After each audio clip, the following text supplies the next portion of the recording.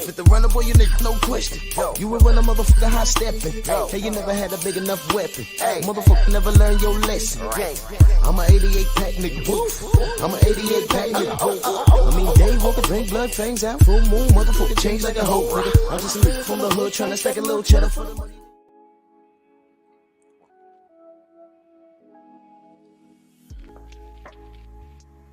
Yeah, buddy. Yeah, buddy. Lightweight.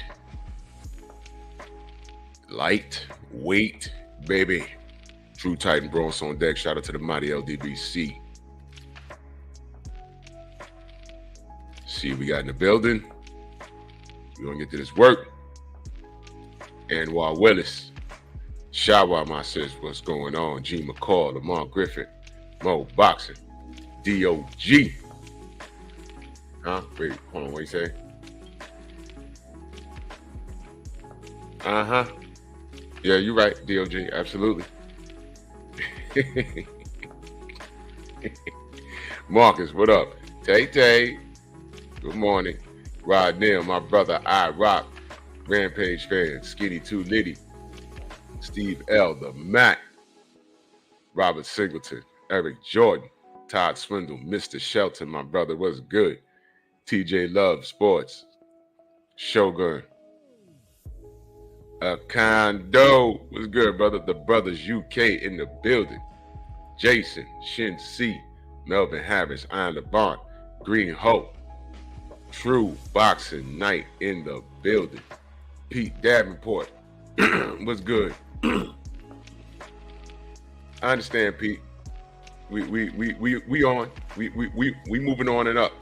We moving on and up. It's boxing. We moving on and up. We still here. The important thing is we know who we are as supporters. You know what I mean? But I understand, brother. I got you. We good. 704 Joe, Frank from the Land, Anthony, Bud, Black Alpha, Horatio Drago, Brent Fox. Where you been? Ain't see you in a minute. Nicholas Levy, Renzo Peterson, Jermaine Callahan, Shade Girl, Darius.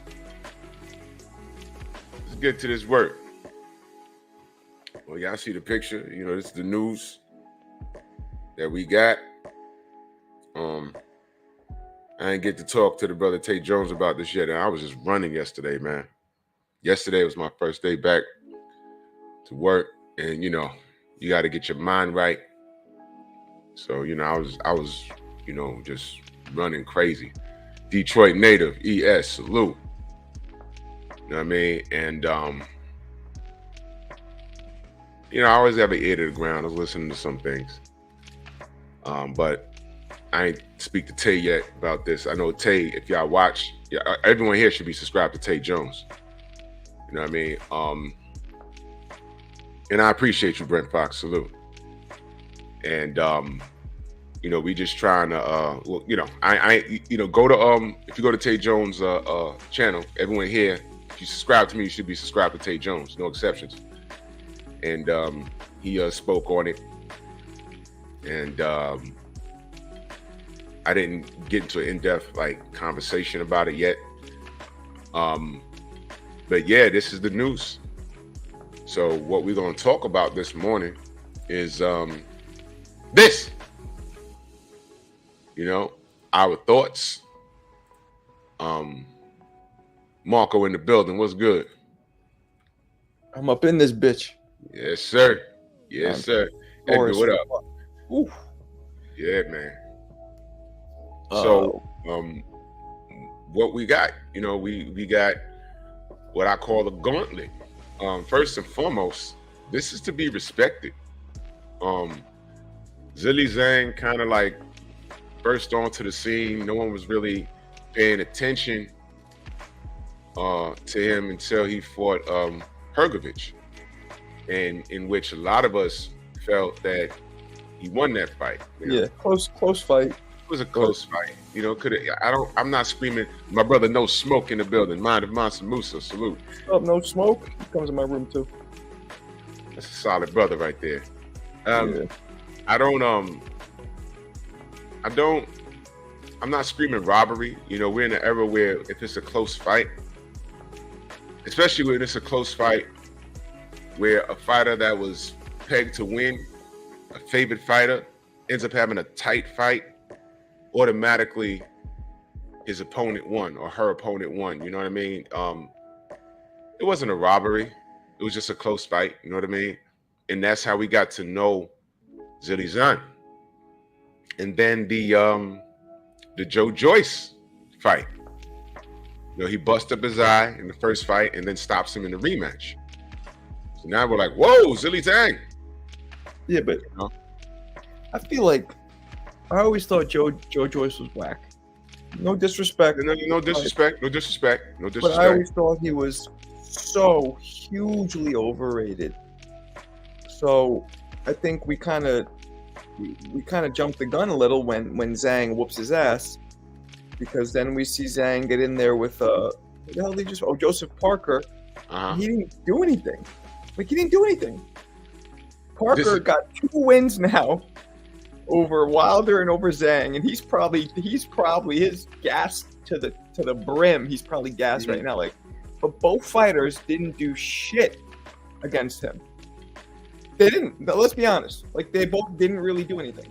Listen, we're keeping it honest here. Even Deontay said that he didn't do what he was supposed to do. I interviewed Malik Scott. Malik was like, "Yo," he's like, I was telling Deontay after about round 3 or 4, he's like, you got to go right through this guy now. Stop circling. But he's like, Deontay wouldn't listen. He kept circling.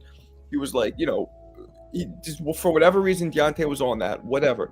But he didn't throw punches. And neither did Zhang. I mean, Zhang was painful. At least with Wilder, you're like, yo, at any moment, he could land that right hand. With Zhang, you're just like, what are we watching? You didn't do anything. Yeah. When he landed, he hurt Joseph. But Joseph is tough. We all know this. He got up, and they got the right call. When that bell rang, I said, Parker won. Parker beat them both. But, like, Parker's not at the level that you would think somebody who just beats Wilder and Zhang should be at. Yeah, I'm not gassed on this, and this is no disrespect to Parker either. No, not at all. He's a good fighter, but he's not. He's not top tier. I say, and y'all know it's Bomb Squad over here. I say Wilder lost the fight more than Parker won it. No, Wilder didn't do anything, and I'm, I'm not a Wilder fan. I like, I'm neutral, so I have no agenda in saying this, but like, Wilder just didn't do anything. Yeah, you're absolutely right. This isn't about me being a Wilder fan or not. This is about what happened in the fight, and Wilder just didn't do anything. So, and you saw Parker getting more and more brave every round. Like, oh, I could throw punches. Nothing's coming back at me. Right. Right. He did what he was supposed to do. But for those of us that watched Deontay, we was all looking like, what's happening? We was upset. We was like, damn. Because we know that's not him. We know that. And people keep asking me, like, who do I got? Him or who the hell's he fighting next? Who's Wilder fighting? He's fighting Zhang. Right. And I'm like, if the Wilder shows up that fought every fight of his entire career, Zhang is dead, bro. Yeah, Zhang is dead. No, Zhang right. is gonna make it, bro. Right, but we don't know. Wilder could very well be just at a peaceful. It could be out of his system. Boxing could be out of his. It happened to me. It could be out of his system. And if it is, he shouldn't fight. He should retire. He's the hardest puncher in history, in my opinion. But every fight now that he has, and this is how boxing fans are and how boxing is, every fight he has now that he loses or doesn't do what he's been doing, it's slowly chipping away at his legacy of being the hardest puncher in history. And it's fucked up because it shouldn't, but it does. Like, same thing with Roy Jones. Roy was the most dominant beautiful piece of machinery we've ever seen until he starts losing, and then people forget all the shit he did for 15 years solid. Right. I think I watched that when they revealed the 5 for 5. Mm-hmm. And I looked at Deontay's face, and I'm looking like, you know what, Marco? I think it's back. I hope so. I'm looking right at it. I looked right at his face. The brother done cut his hair. Oh, he cut his hair? Cut his hair. And I looked, and I said, wait a minute. He's not like, I think it's what we're gonna see. But I think it's switched. Man. He told 78. He says, man, he pretty much told 78, man, Parker can't beat me. No, he went in there, like I said, on a peaceful mind state, and he gave the fight to Parker, and he knows that. And I think he's made some adjustments personally in his personal life, and he's getting back to business. But we're gonna see. But he looked aggravated standing there. He looked pissed off, like man, I'm better than these guys. People don't realize in boxing how much of a motivator anger and frustration is for a fighter. People don't realize that, and not every fighter is in tune with their psychological perspective. With it, they're not in tune with it. Not everybody's in tune with themselves in life, right? So Right. As we get older, you know, you and me are about the same age. You start calming down. It's just natural. You start calming down. You start understanding things. And that anger slowly, for most of us, dissipates. So, but you need that, and he needs to tap back into that if he still has it. If he doesn't, it's not a sad thing. That means the man gave us a great career, and he's actually a happier person. So it's a good thing. Yeah, Either way, it's a good thing. And this is something else that we said. You know, if it's not in him, it's okay to walk away. Yeah. It's okay. He gave the sport everything, and he tried to give more. And we know that, and we know what the business did. We know the chess moves that they did, and to keep him away from the goal that he wanted to give us, they were successful. Mm-hmm. They were successful. So, you know, I'm cool if he walks away, but I know, you know, watching him go through what he went through, and you know, the manipulation of management, the uneducated fans, I understand what he went through. And what I've learned is, as far as these fighters today, and I'm just saying this as a whole, Deontay Wilder, Errol Spence, Bud Crawford, Devin Haney, Tank Davis, Shakur Stevenson. I need all those fighters. Y'all need to know that these fans, your fan base is cool, but your opposing fan base, there's always an opposing fan base that don't give a damn about you. They don't care. You might have a goal. For example, Undisputed, I'm completely convinced that fans do not care about that until it's their favorite fighter pursuing it, but fans don't care. We all said Undisputed is a very important thing in boxing because it sums it all up. All the top tier guys in full sanctioning body got to see this one guy, and that's how we get the best fighting the best.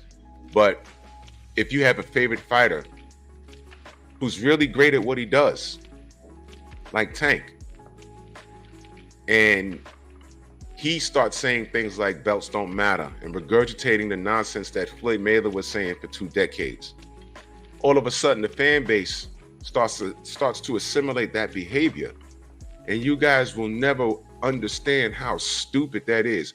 Who would Michael Jordan really be if he didn't have no championship rings? Yeah. He wouldn't be, listen, he'd be nice to look at, and oh my God, look at the dunks, and he broke this, but yeah, every time he got to the finals, he lost. Or every time he got to the conference finals, he lost. Who would he be? Who would Larry Bird be without championships? Who would Magic? You know who Michael Jordan would be? Glenn Rice. Glenn was a bad man. Y'all don't even know who the fuck Glenn Rice. No one's talking about no Glenn Rice, but he was nice. Yeah. You know who else? You know who he would be? Mitch Richmond. I was right about to say Mitch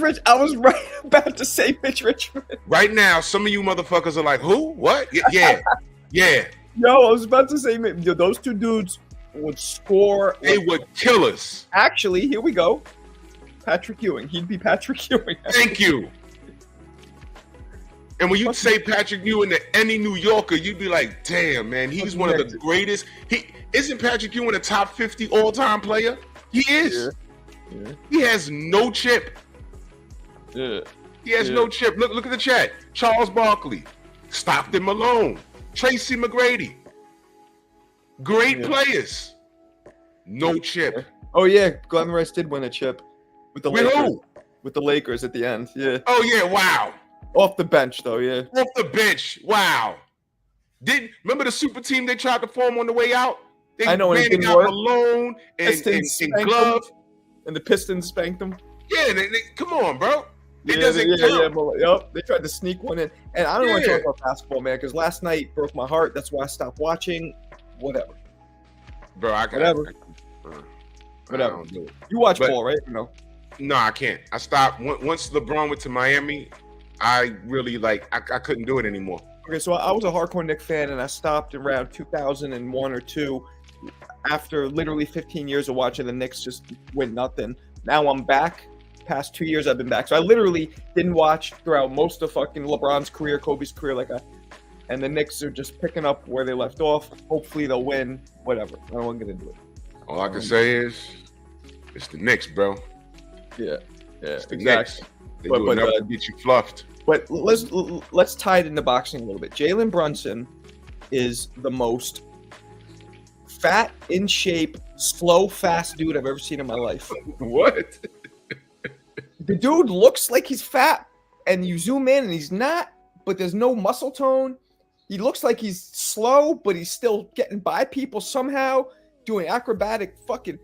What fighter in history was like that, where they don't look necessarily athletic, yet they still end up winning somehow? Tubbs was fat. Brunson isn't fat. He almost looks fat. It's a weird. You have to watch him and see what I'm talking about. Fighter that was chubby, but yeah. Michael Dokes. Like what fighter didn't have much speed or power, but still beat everybody? That's a better way to put it. Somehow, still would just get the victory. Just basic. Yeah. James Toney. Maybe. James Toney later in his career. Benavidez. Oh, he kind of has a Benavidez body.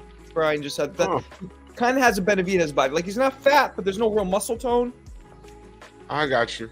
Like, it doesn't really match. Yeah. But, you know, I thought always looked like kind of soft later in his career, but I thought Felix Trinidad was built kind of soft. Yes.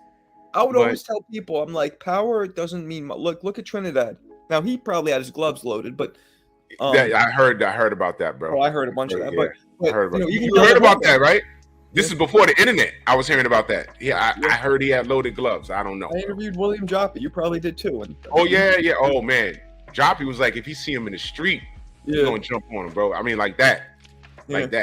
Yeah, Joe Calzaghe, his gas tank didn't match his physique at all. Tony Galento, wow. Somebody just meant Tony Galento. Tony Galento. He was fat though, straight fat, Lamar. Wow. Tony Galento was tough.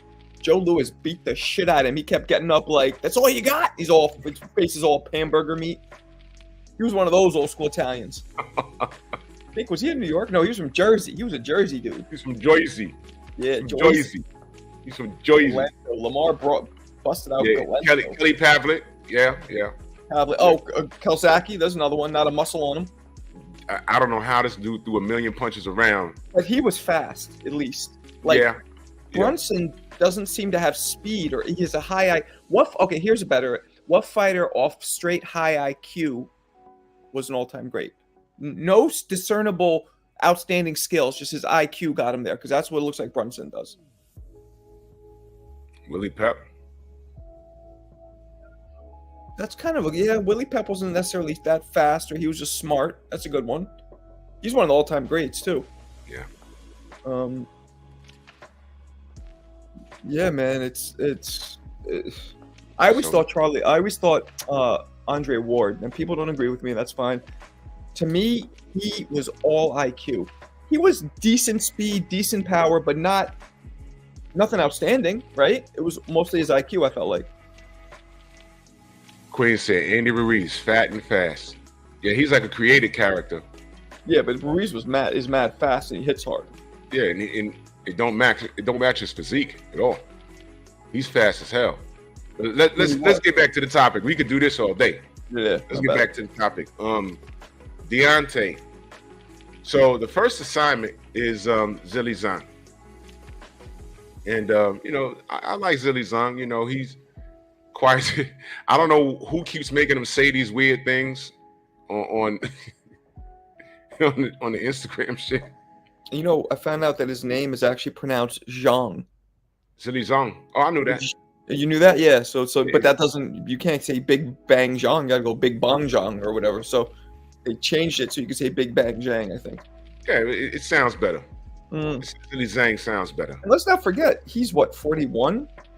I was about to bring that up. No one's talking about this man's age. He's legit older than King Kong Ortiz. That's true. Legit. The man's old. Yeah. So he needs all of this work. He needs all of this work. He needs to move fast. 40. He turns 41 tomorrow. Oh, shoot. 41 tomorrow. How crazy is that? Old bastard. Wow. There go my brother Tay Jones. He says, I'd rather for Deontay to fight Parker, Zhang, Anderson, than fight Franklin, Wilder, and Ngannou, which is more impressive. Difference between made champion and a born champion. Let's talk about that. Let's talk about that. So I am very much against him fighting Jared Anderson. Okay. Why? Well, not real. Neither fighter. Okay, first off, if I'm Jared Anderson's advisor, his manager, I am going in, calling him up immediately, and I'm like, you do not fight this man. Both sides have a lot more to lose and a lot less to gain. Both sides. Mm-hmm. Jared Anderson has more to gain because he'll probably make the most money he's ever made, and will beat the best fighter he's ever beaten if he would win. Mm-hmm. But what does Wilder have to gain fighting a dude without a belt who has not even proven himself yet? Mm-hmm. Why would Wilder fight this guy? And Anderson, Wilder doesn't have a belt, so he's fighting him what? For the accolade and the money. Okay, I guess I get that. But he could also end his career in one shot. Mm-hmm. I just don't like that fight at all for either guy, specifically for Wilder. Here's my opinion on that. First of all, I heard August 3rd. 2 months, right? I was about to say that. 2 months too after your last fight. That's a fast turnaround. Depending on how this fight ends up, it's a fast turnaround. If it's a one-hitter quitter, like I'm hoping it'll be, then fine. But I don't know. It's a fast turnaround. Dangerous fight for Jared Anderson. As far as the belts is concerned, that's Usyk and Fury. And I'm telling you straight up, those guys are fighting twice. They're fighting twice. So they can't, these guys can't wait around for whatever they got to figure out. Right. Whatever they got to figure out up there, they can't wait around. So clearly this new era of boxing is clearly not about belts. And I think Turkey Al-Sheikh is exposing that. And us as supporters, we have to be grateful that this is some high impact stuff we're getting now. This is some great stuff with this 5-on-5. I didn't see this coming, man. This is some good stuff. So I think the timing is perfect for Jared. Jared been running his mouth. You know what I mean? Jared's been running his mouth. And what better step up You know, he's gonna try because Deontay's been to the top of the mountain, so he's gonna try and dethrone the old dog. And I don't think he could do it. I don't think Jared could do it. And here's where my bias comes in. I don't fuck with that kid. I don't. I don't like his behavior, and I don't like his behavior personally. It's embarrassing, and as a champion, I wouldn't trust him. Not when he has it on writing saying that he wants to get out the sport by the time he's like before 30. Yeah. He said it. It's in writing. Yeah. So he wants to make his bread and get out of here. I don't trust him as the next American heavyweight champion. He has physical tools. He has decent skills. But I didn't like when Charles Martin started putting punches together, and Charles Martin was off the couch like a week. I didn't like how when Charles Martin started putting punches together, this kid flew on a back foot and looked confused. I said, oh, whoa, what's that? He didn't turn him. He didn't parry. He just went back and panicked. And I said, oh, man. And I text Charles Martin. I said, bro, if you had a whole camp and did that shit in round 2 or 3, we might have, I think after he did that, I think that was like round 10. First of all, he hurt him early in the fight. And then he hurt him in round 10. I think someone told Charles, yo, don't fuck up the money. Don't fuck up the money. I see it's little things like that. And listen, off the couch, a dominant guy that they told us Jared Anderson is, he was supposed to get Martin out of there in 4 or 5 rounds, which I think was, y'all have to look it up. I think they picked Jared to mop the floor with him in 4 or 5 rounds. He didn't do it. You know why? He couldn't do it. And I looked at that, although he won, I looked at that, I'm like, why ain't getting Charles out of there? Which is why a guy like, I wouldn't trust Jared in there with an Otto Wallin or a Franklin. Charles? I wouldn't trust him in there with Zhang. I don't trust this dude. I don't trust him in there with Joseph Parker. You know what I said a good match for him would be? Joe Joyce.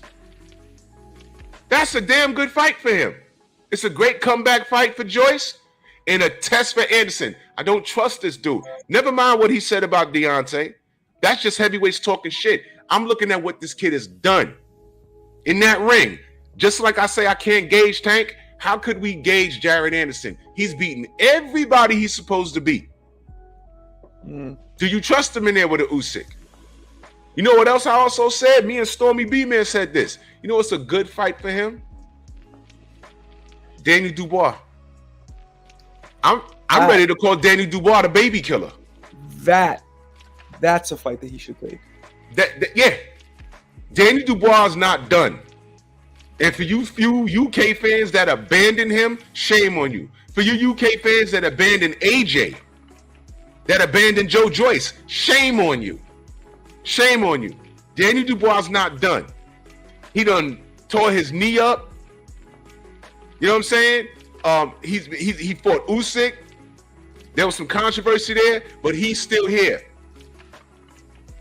Now the man knows how to lose. He's moving forward. He grew up fighting Big Baby Miller. Everyone picked him to lose.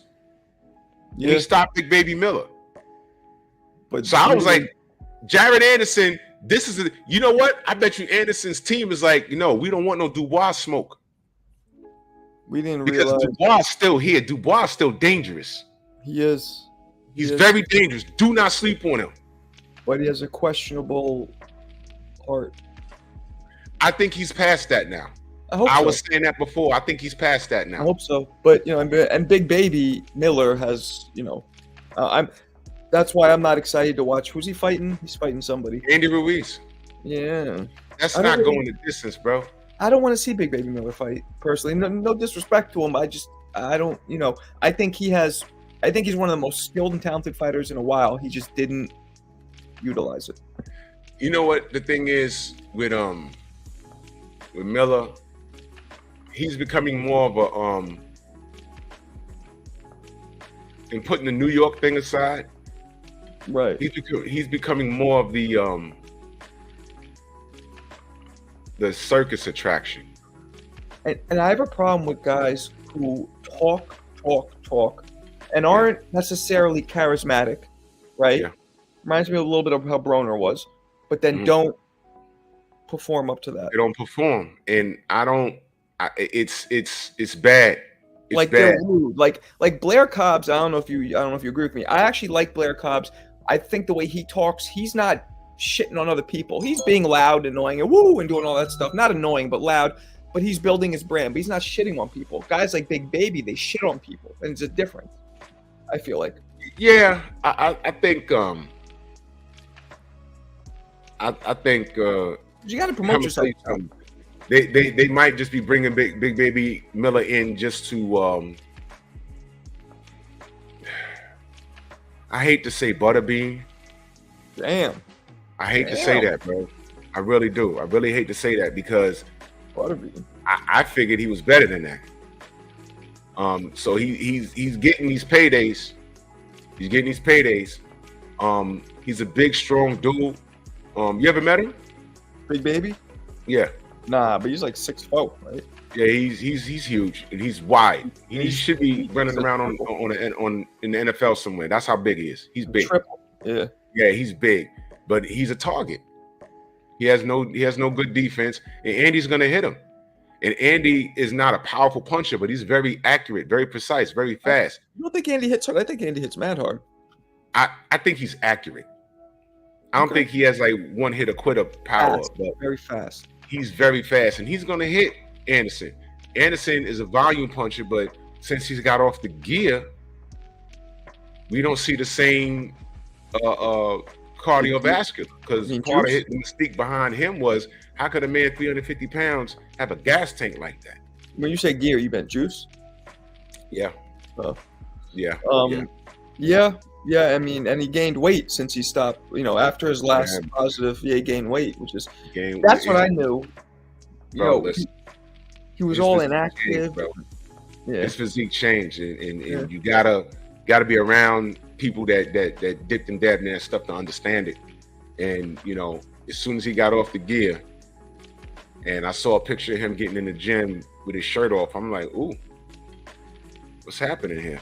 I said, I know what's going on. Hopefully, between Saudi and this fight, he's had enough time to at least drop, and I'm not kidding, at least drop 80 pounds and do some calisthenic work.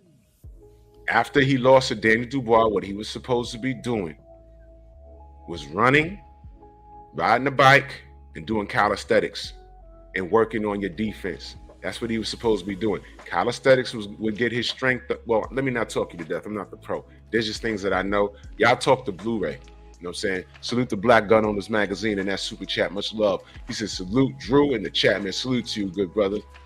I appreciate you. Word up. Oh yeah, Mo Boxing. We use gear. We use the term gear. We use it sometimes. But Jared, if y'all could find, if y'all follow him on the gram, I think I follow him on the gram still. I think I do. Pause. I'd like to see his physique. That'll tell me if he's taking this serious, because there's a way he can get his physique back to where it looked like when he was on gear, but it could be natural. Right. But a guy like Big Baby Miller, what he does have on his side is that for his size, he's very athletic. All he has to do is up his cardio and hit those calisthenics, man. And he'll feel better, he'll look better, and his performance will be in the ring. Marco, you know the difference from when you're training and then you get in the ring and it's round 8 and you're like, I still feel good, as opposed to not doing shit for 3 months and then shadow boxing for 3 minutes. And you're like, it's a difference, y'all. It's a difference. So Miller's path in boxing is entirely up to him. Literally, please put the fork down. That's all you got to do, brother. Put the fork down and take your craft serious. I'm telling you, if he takes his craft serious, he ain't gonna be walking around at no 350 pounds. He's gonna be walking around like at 280. He'll still be big, but he'll be walking around at 280, and he'll look better. He should be like better. 250, I guess, like ripped. 250, yeah, 250. That's a big dude, 250. Yeah, he's still big. He's still big, man. When I met him at the theater, at the Garden, he's one of those dudes. You know, there's different types of like sizes. He's what we call a pear shape, because when he gets big, it hits him in the hips. You know, he grows out like that. And he's a big dude, man. He's just a big dude, man. But hopefully, you know, it looks good on paper, but you know, a lot of people are not picking him to beat Andy Ruiz. That's going to be an inside fight. It's not going to be fought at a distance. They're going to be in the pocket, and Andy's going to hit him. Yep. Andy's going to hit him, man. I don't know. You got to box Andy. You absolutely have to box Andy. The worst thing in the world is to be on the inside with him. Ask Anthony Joshua. That's the worst shit in the world. That's like all of these guys was taller than a prime Mike Tyson. What you did not want to do is get in the pocket with him. You didn't want to do that unless you was Evander Holyfield, knew what he was doing. Sidebar, Evander said he knew what Mike was going to do by watching his feet. And that's all I'm going to say. And I knew what he was talking about. He said, I watched his feet. Whenever Mike set up to do a shot, he would watch his feet. He'd plot his feet. That's how he knew a punch was going to come. He was watching his feet the whole time. He was beating the shit out of him on the inside, and we've never seen that. But Evander, you talk about IQ, some of the best IQ I've seen with Evander. And he was an undersized heavyweight, man. Evander, we could do a whole show on Evander, man. That man was fucking brilliant. But back to Deontay's gauntlet. Right now Deontay is landing the plane on his career. So he has a lot of work to do. At this point, Usyk, if he beats Fury, he ain't gonna want to fight Deontay.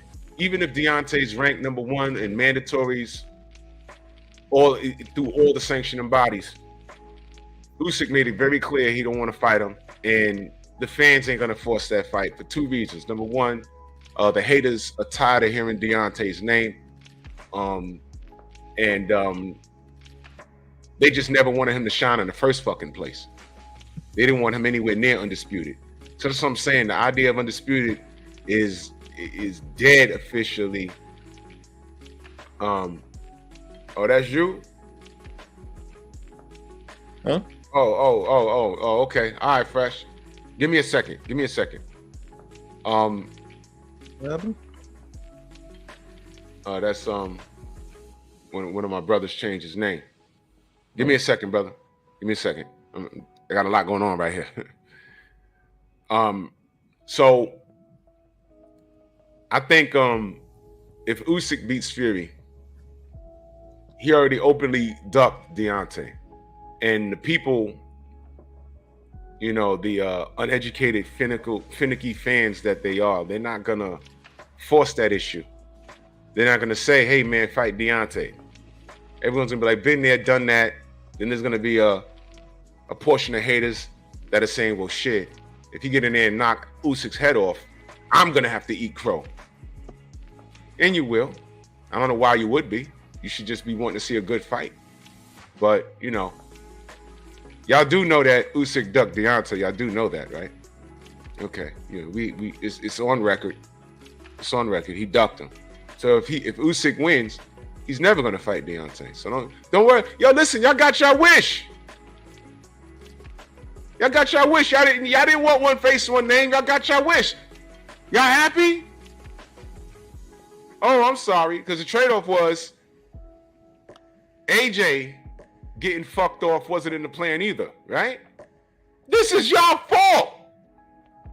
This is your fault. This is your fault, you stupid ass. Now we're here. So now belts don't matter. So now we're talking about a gauntlet. So salute the Turkey out of Sheik for getting this shit done. So now, Marco, how do you feel?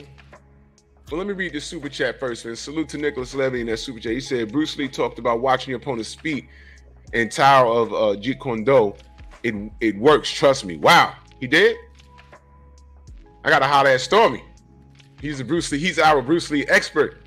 Word? He said that too? Wow. Yeah, I never watched people's feet. Maybe I should have. Yeah, man. Listen, when he said it, I said, "Well, that makes sense." You I would watch right here because this has to move for any punch. even the feint. Everything. Because when you feint, well, no, feint could be like this, but so you don't react. If this doesn't move, you don't react. This has to move for a punch to actually come. Every punch originates in the shoulder. But anyway, what were you gonna ask me? Well, how do you think this works out with Zhang and Deontay? Fight? Yeah. Well, are we seeing Deontay from the first 44 fights of his career, or are we seeing the Deontay from the last fight of his career? It's a great question. It's a very great question. We don't know. Because if we see the last Deontay, Zhang beats him.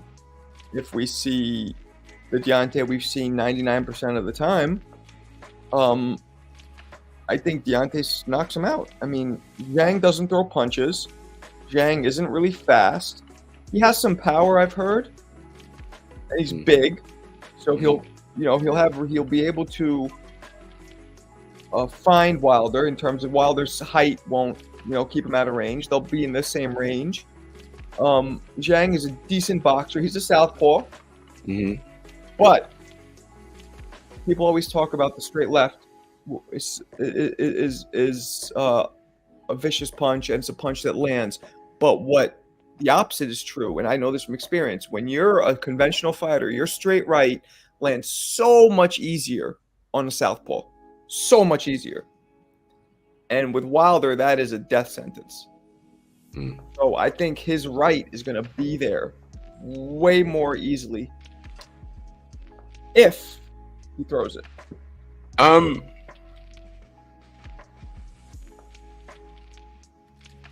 What is Zhang's reach? Because I never knew. I don't know. Let's see. Somebody in the chat, y'all can look that up. What is Big Bang Zhang's reach? As opposed to Deontay's? Is 80 inches, it says here. What's Wilder's? But to me, Wilder's is 83. So 3 inches different, but they're also, they're only 1 inch in height difference, right? He's 6'6", saying? Yeah. So 3 inches, but yeah, so what? But to me, like, for example, they were saying with like Ryan and Devin, I think Devin had longer reach, but Ryan was a couple inches taller. So it kind of makes up for it sometimes when you're taller. You know what I mean? But Wilder is taller and has longer reach, so he has both those things. I don't know if this makes any, it makes any difference. Y'all remember the old video of Wilder and Hrgović sparring? Yeah, Hrgović was getting in him, but Wilder wasn't really trying. Wilder was like allowing him. He was like schooling him. He was like telling him to hit him and things of that nature. Yeah. Do you remember the Hrgović and Zhang fight at all? Do you remember any key moments in that fight at all? No, I just remember I remember going for Zhang for some reason, even though I'm fucking Bulgarian and I think Hrgović is Croatian, so it's kind of my people, but kind of. But I remember thinking both guys weren't really doing much. Neither of them it was a little boring and technical, but I remember thinking Zhang pulled it out by a little bit. That's when I think back right now. So there wasn't like no real controversy. It was just a close fight. It was a close fight that most people thought Zhang won, but it was definitely not a blowout victory for Zhang. So, but yeah, it was like, Zhang probably won by a couple rounds. Okay.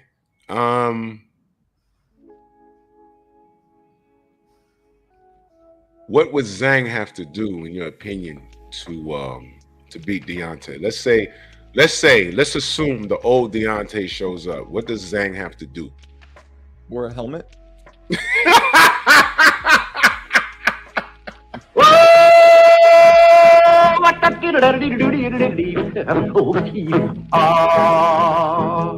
What? No smoke. Get back. Yo. Jesus Christ. Wear a helmet. bro. But has Zhang ever been down? Does anybody know?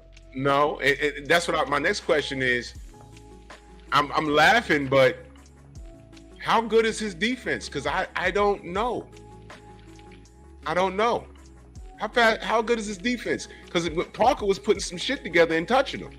There's just something to be said about Zhang when how he didn't throw punches. And that's a very bad sign for him. Where he didn't throw punches. He just stood there and didn't do anything for round after round. Why was he was severely overweight in that fight too, man. He was 295. I didn't understand that. He was, yeah. So, and he's going to be 41. Tomorrow. Mm-hmm. So, what does he have to do to beat Wilder, the old Wilder? Box him, hit him with the straight left, 1-2 straight left, and just stay away. That's the only. What else can he do?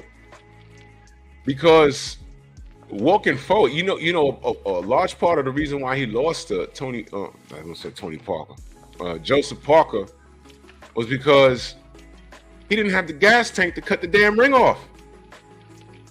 He was relying on power. And he caught Joseph a couple of times, but outside of that, Joseph out-hustled him. That's what it was. Deontay has a lot of heart and he has a gas tank. And he's strong. Mm-hmm. He's going to come in that fight maybe 218, 220, probably. That's another thing for us to think about. There's going to be now an almost 100-pound weight difference. You know, depending on what Zhang comes in at, but anywhere from 60 to 80-pound weight difference we're looking at. I mean, he's going to be brave enough to close the distance. Right, and Zhang isn't like a Fury where I don't think Zhang would use his weight as an advantage. He's not really known to lean on, Wilder and do all. I don't think he's going to do all that. So I don't know if the weight will make really a difference. Yeah, he's not of the same athletic ability of. And he doesn't. He also doesn't do those things. Zhang will just stands on the outside, throws his tight 1-2, 1-2, tight, and is very mechanical. Thomas said Joshua dropped Zhang in the Olympics. Wow. Yeah, I saw that. I didn't know they fought in the Olympics. I didn't know that. Beterbiev dropped Usyk with a body shot in the Olympics. Yeah, Beterbiev is a fucking animal. I can't wait till we start talking about that fight. I mean, boxing, we got some talented stuff to the point where I really don't give a damn about the belts, bro. I mean, since y'all don't care about it, I don't care about it. Y'all don't care about undisputed, I don't care about undisputed. Let's just get these matchups. I feel like I'm playing a video game now. Let's get the fights now. Fuck the belts. I don't care about Usyk. I don't care about Fury. I really don't care about what happens up there. I really don't. Let's just get to the fights. Shout out to Turkey Al-Sheikh. You just cut on your Xbox or your PS5 and just play the game now. Play the game. Oh, Thomas dropped the video. Let me see. Let me see. All right, I'm looking at it right now. Straight right here. What are you looking at? Yeah, this is Zhang and AJ in the Olympics. Yep, right hand. Can you put it up? He can't do that, bro. Can you put it up or will it get flagged? We might get. Do you see the link in the chat? Oh, he cannot do that with Deontay, bro. Thomas, what's up, Thomas? He cannot do that. Let's see. He cannot do that. Let's see what we got going on here. AJ timed him, man. That was perfect. He cannot do that. He's pulling with the. Just watch it. Just watch it. He's pulling with the jab, and AJ timed him. That was perfect. That was perfect. He cannot do that. He was trying to punch over. You'll see it. Yeah, I just saw it. Yeah, he cannot do that. Well, and that's what I'm trying to tell you. Ooh. Southpaw fighters, naturally, the way they stance is, they turn when they move to dodge a punch. Their natural motion goes right into the right hand. Yeah. That's the problem. But the same is true reversed for us. Mm-hmm. You know, I mean, look, say what you want about AJ, but the dude could punch hard, and he's a big, Yeah. AJ has a big lot of dude. tools. He's big dude, real big. You know, 6'6", right? At least. Yeah. So, Yeah. Yeah, I don't see Zhang. Zhang just looked so bad to me, his last fight, that, like you said, he was overweight and he was so inactive. And Man. the only way he wins is if Wilder doesn't throw punches again, and then he just, that's it. It's clear you can out hustle, and it's amazing how no one's talking about this with Zhang. It's amazing. They're not talking about his age, his inactivity, and his lack of punch output. So basically, what I'm saying is Zhang is made to order for Deontay. He's made to order. Mm-hmm. You know what I'm saying? This is crazy. This is crazy, man. For you, there go my brother 503 line in the building. Yo, I'm saying he's made to order. I got Deontay by classic stoppage. I mean, this is gonna be ugly, bro. This is gonna be ugly. This is gonna be ugly. You know, and I feel like I'm in the Twilight Zone. You know, to see Eddie, I'm watching Eddie Hearn standing there promoting. I'm like, when I first saw that, I was like, what the fuck? You couldn't tell me this was an AI. I was like, what is this? And I'm looking like, what the fuck? But then I know what's going on. And I said, yo, this is a direct result of the bullshit. But shout out to His Excellency. He said, bullshit aside, let's get some boxing done. And he's doing right by the sport. I mean, what's the alternative, y'all? The fighters that we support sitting at home, waiting on the PBC to do what exactly? What happened when Errol sat at home all this time? I don't want to turn the show into this. What happened when Errol was sitting at home, trying to get the Bud fight done? He was inactive, and look what happened. Deontay, same thing. Couldn't get a fight to save his life. And by the time he get into the ring, what happened? You dig what I'm saying? Mm. So these guys are making them work for it. You got to get in that work. Now, Turk said, all right, now, if you beat Zhang, Jared Anderson. That wasn't the makeup with that wasn't the deal with the AJ fight. That wasn't the deal with the AJ fight. The AJ fight was supposed to happen regardless, but AJ was like, no, I'm going to the homo that he is. I don't want to turn the show into that. But now Deontay got to beat Zhilei Zhang to get Jared Anderson. How you feel that? Well, let's revisit that. How does that work out for you? How do you feel that works out? Which one? Big Baby Anderson versus Deontay. If that works out. Is that the real question? Yeah, I guess. I mean, because it's up next. If D beats Zhilei Zhang, that's up next in August. That's a fast turnaround. I don't like that fight. I don't like it for a lot of reasons. I know I already said this. And I don't think it's realistic. 2 months? That's so not. I don't think that's realistic. They're gonna fast. Wilder's gonna fight 2 months later. You know what I'm saying? I think it's an awful fight for both guys, and especially for Wilder. I think that only Jared Anderson benefits from that fight, if he wins.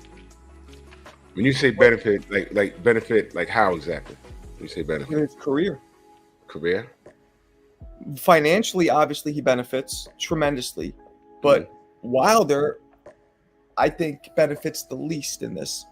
He's fighting somebody who's unproven, right? Unproven, young guy. Wilder's 38, 39 now?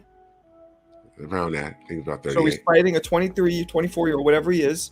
So he's fighting a young guy who's unproven, who doesn't have a belt, who is not going to make him as much money as at least 3 or 4 other fighters out there.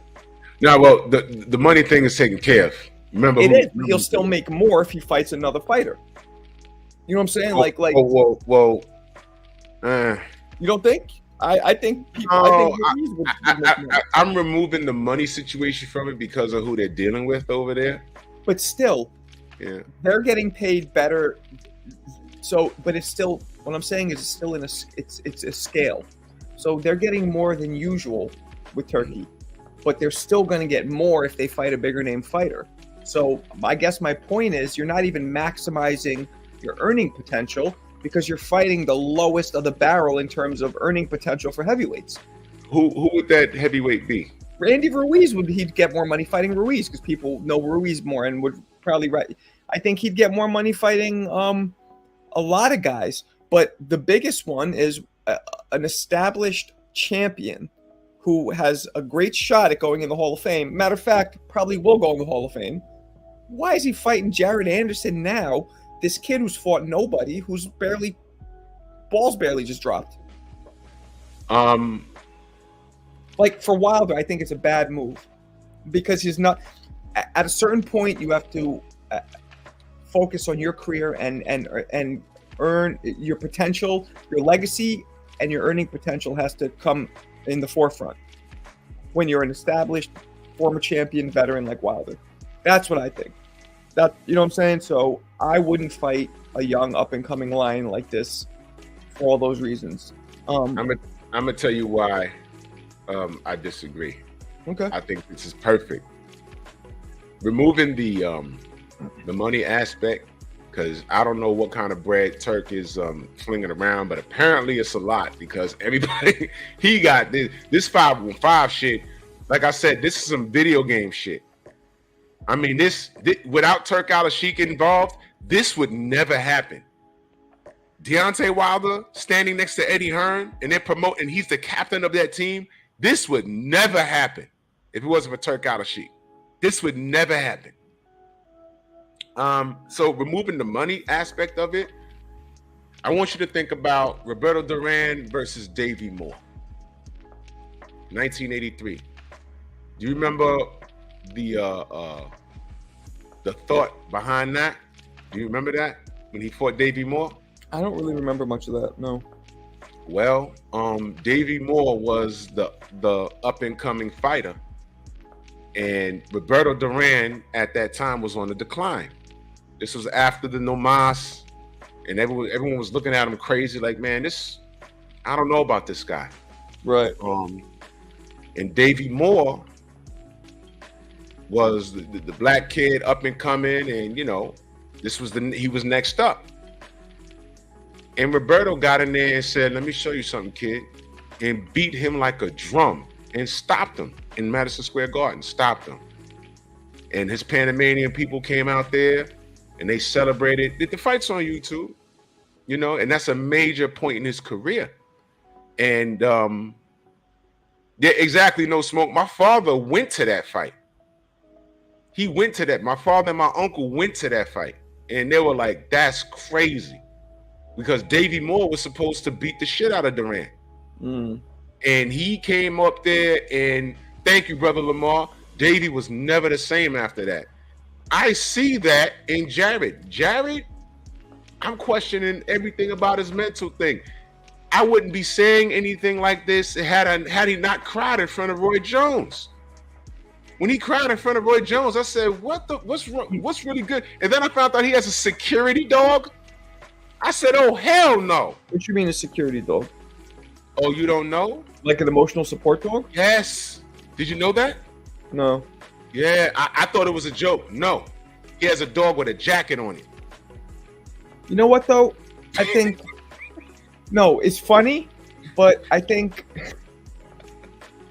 there is a part of us that shouldn't make fun of it too much because I think it's okay to open up about your mental issue, your mental health. I think that's okay to talk about the stresses and the shit that you go through as a man because, you know, look, in the hood, you don't talk about that shit. That's how it's always been. Oh, yeah, I know.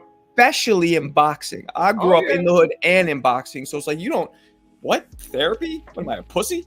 But now that you know that, do you trust this kid? I'm being serious. No, But let me just finish my thought. I think it's okay for that. What I have a problem with, like, I don't want to clown him for talking about that he gets nervous, blah blah blah. I have a problem for his outlook on boxing, where he's like, I don't love it, I don't want to be in it. That I have a problem with. Yeah. Not a problem, just that's not going to fare well for him in the sport. That's what I'm not with being scared and having issues mentally, Right. but not giving a fuck about boxing. And with saying all of that, the Roy Jones interview, now you know he has a security dog. When he beat Charles Martin, he was backstage laying on his mother's bosom like he didn't want to talk to nobody, and she was babying him. And I'm like, oh shit, this is why they call him Big Baby. Really? He was I'm dead serious, Marco. I'm dead serious. That boy is not right. That boy, high speed chases. I told you, I saw me and Healer. We was in Vegas during Wilder Fury 3. We saw him walking around the MGM, and we looked. He said, "Oh, there go Big Baby," and I looked at him. And this is before the Roy Jones interview. When I looked in his face, he was walking, eating some chips. He had this bugged out look on his face. a word. Yo, it was like crazy. Like, you know, we live in New York. We know crazy when we see it. You look crazy. He looked like, and I'm looking for, he had no Bluetooth or nothing, but he looked like he was having a conversation with himself. He was walking like, and I looked, and when he walked past us, he kind of like looked at Healer. We went like this, and he just kept walking. I said, that nigga crazy. I said it back then. I said, that nigga's crazy. There's something wrong with him. Lo and behold, but I'm 23. And then a security dog. I said, oh, look, I saw that. There it is. What if Jared ain't asked for all of this, though? Well, you know, you have to understand, too, that this dude, I don't trust this dude. his mom's a therapist, so he's probably been fed Huh? a certain... His mom's His mom's a therapist? Yeah. You can't be a mother. Listen, therapists, they have to get serviced by other therapists. They can't do it themselves. I know. That's relatable to a therapist raising their kid. You can't raise your kid and be a therapist at the same time. You got to send them away. But it looks like she probably instilled some things in him, you know, because he's, you know, and it's not his fault, but, you know, whatever. If he doesn't want to be in boxing, he probably shouldn't be in boxing. You know what I mean? If he doesn't love it. Do you remember the interview with Roy when he was talking with him in the ring? Mm-hmm. Do you remember what he told Roy? That was very key. Which part? What if Jared ain't asked for this? He really doesn't enjoy this shit. He's another big baby. He's a big kid. He walked right past me. He's about 6'5". He hit the genetic lottery. He's 6'5". He's a physical specimen, but he don't want to do. My nephew is 6'1". He's 16 years old. He could palm a basketball. We was walking through the park one, and we was walking. I parked the car. We was walking through the park. He just jumped up and grabbed the woman with 2 hands. I'm looking at him like, "Yo, my man, he could dunk a basketball. He doesn't like basketball. You know what he likes? Building computers, gaming, IT work. I'm not gonna force him to box or." You know, I brought him down to the gym, and he just stood there with his arms folded, just looking around. I'm like, "You don't wanna?" No. It's not his thing. But he in high school, you know the high school coaches are, "Hey man, look, man, you wanna?" He's like, "No." So he's blessed. My nephew, he's not done growing, by the way. I'm sure he's gonna be taller than me. All right? He has a 6-pack. He don't exercise. What the fuck is going on? He's a physical specimen. But somebody looked at Jared at some age and said, "Man, you need to run with a football, or you need to get in there and hit that bag." But what he told Roy, basically what I said, and I'm not joking when I say this, he told Roy, "They making me do this since I was a kid. I don't want to do this shit. I really don't. But now I feel if I stop, the millions of dollars, they're going to stop coming in, and I won't be able to take care of my mama." Do you remember that fight that Jared had? And I have a point for saying this. One of his fight that he had in the past couple years. It's a view of the fight from the ring, and this dude throws a couple shots. Jared's in the pocket, blocks both, and then clips the dude and drops him, and then leans over and goes, "Bitch," and walks away. Yeah. Does that seem like somebody who doesn't want to be in the ring to you? That seems like somebody that's enjoying the moment when he's winning. He seemed like a killer in that moment. That's why I'm confused. He seemed like it. But what do we know about bullies, Marco? So you think he's a bully? When he's winning. But I know when Frank Martin started to put punches together, he went on his back foot. I looked at his face then. He was panicking. Frank Martin? I mean, I said Frank Martin. Charles Martin. Oh, I was like, Charles Martin. Frank Martin. Hell no. Yeah.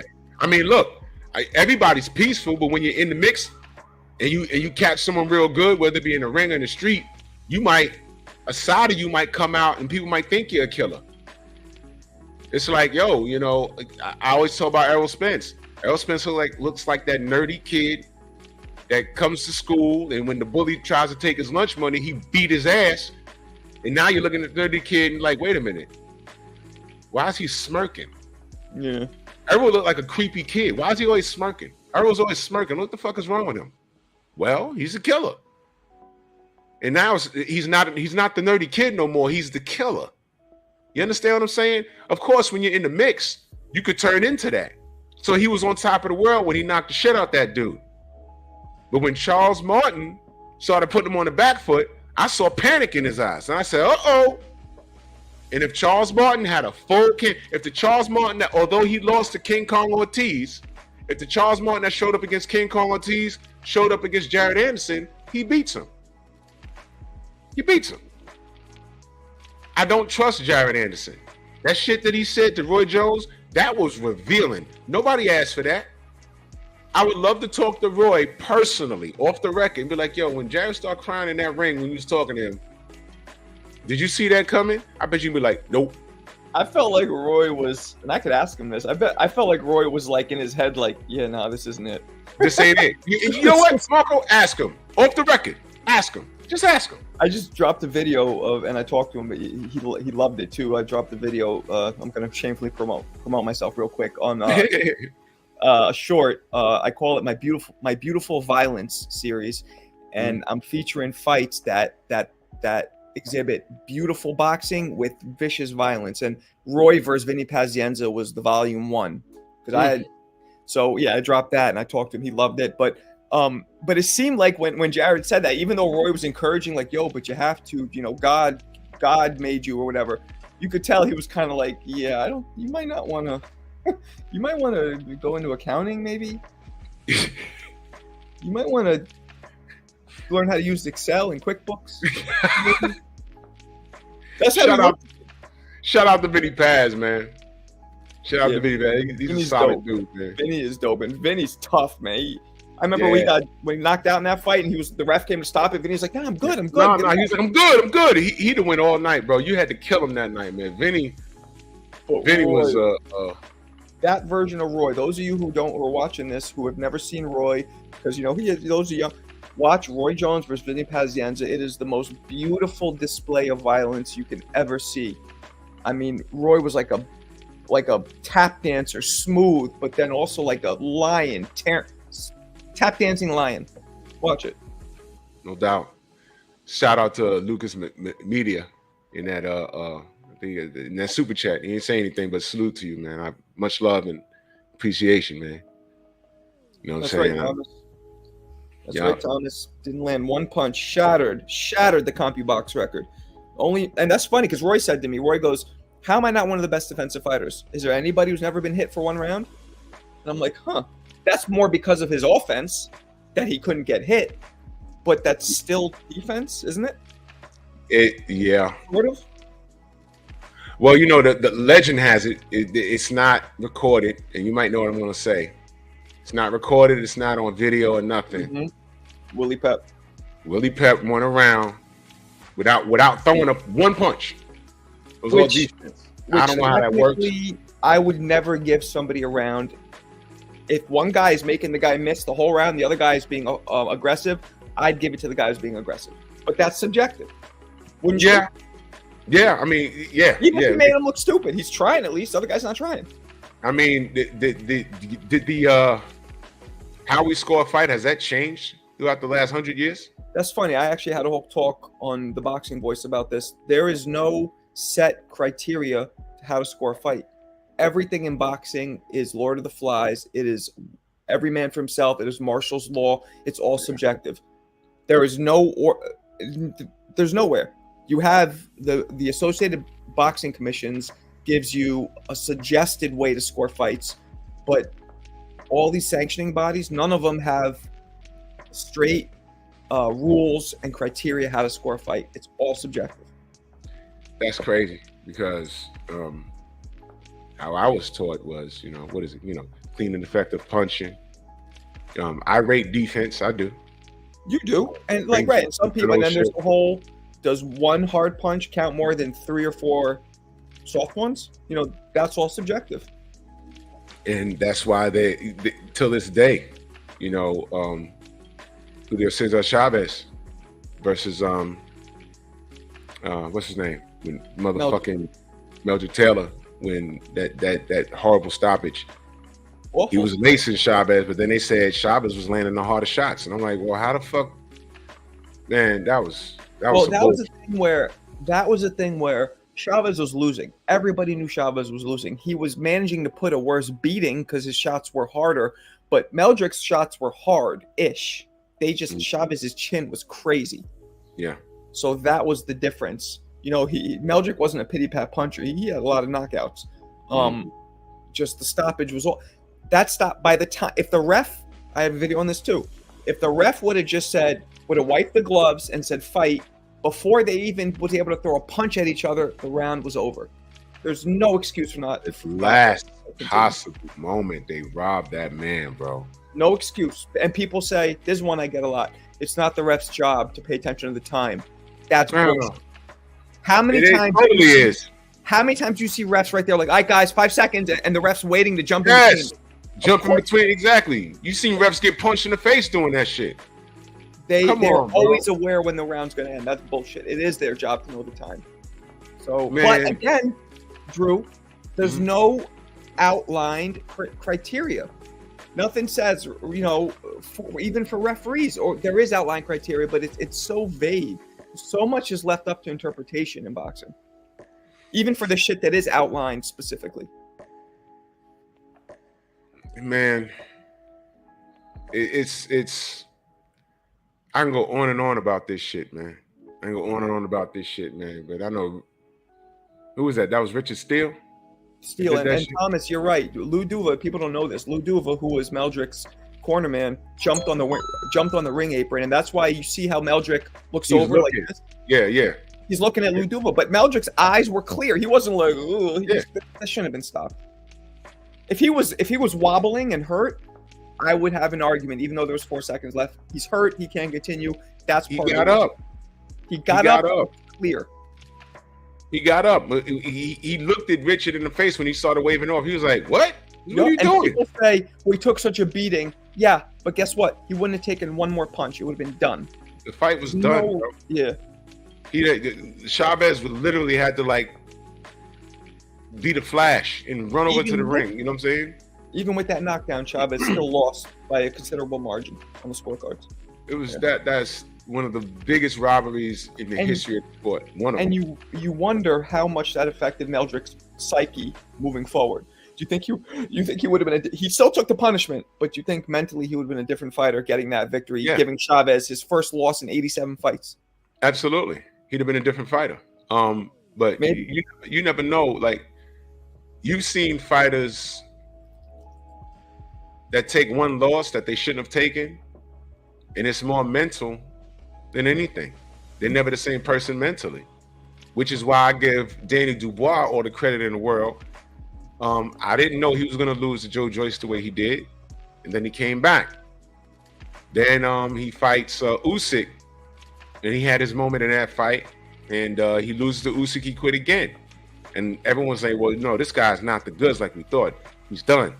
And then he came back. They picked him to lose against Big Baby Miller, not by a barrage of punches, but they said he quit. He didn't do that. And that's why I think he's reinvented himself.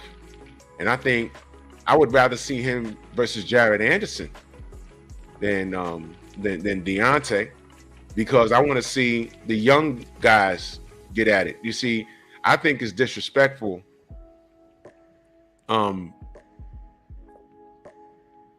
I'm not gonna say Turk is disrespecting Deontay. He's giving him opportunities, and he's giving Jared an opportunity. You know, they offered it to Jared, and Jared jumped on it. Cool. You jumping on it because you think you could win it. So you obviously think shit is sweet. Let's see if you think it's sweet. If Deontay Wilder shows up and launches Zhang shit into the rafters, August 3rd, it's up. Because Jared's not doing anything until August 3rd. I hope he's in the gym. And if he launches Zhang shit into the rafters, do you still think it's sweet? Keep that date, bro. Keep the date. Keep the date. I don't want to hear nothing else. Because D's staying busy. He don't have to do all of this. You know what I'm saying? He don't have to do all of this, man. But he's doing it. You know? And I think he's going to beat Jared Anderson's ass. Because I don't think that kid is ready. I hope Wilder... None of us can understand what it's like to be 43...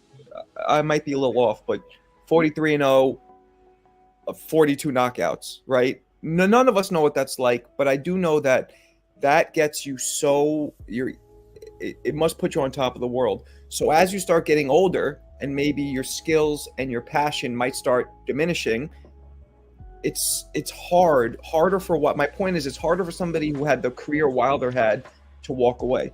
Because you get all this adulation, everybody loving you, you doing things that nobody's ever done, and maybe he really doesn't have it in him anymore, you know. And I'm just hoping that if he doesn't, he'll stop, because we don't want to see his career get tarnished. You know what I mean? That's the question. We know the ability is there because we know what we've seen him do. We're just questioning, is he mentally there? Because the physical aspect is there.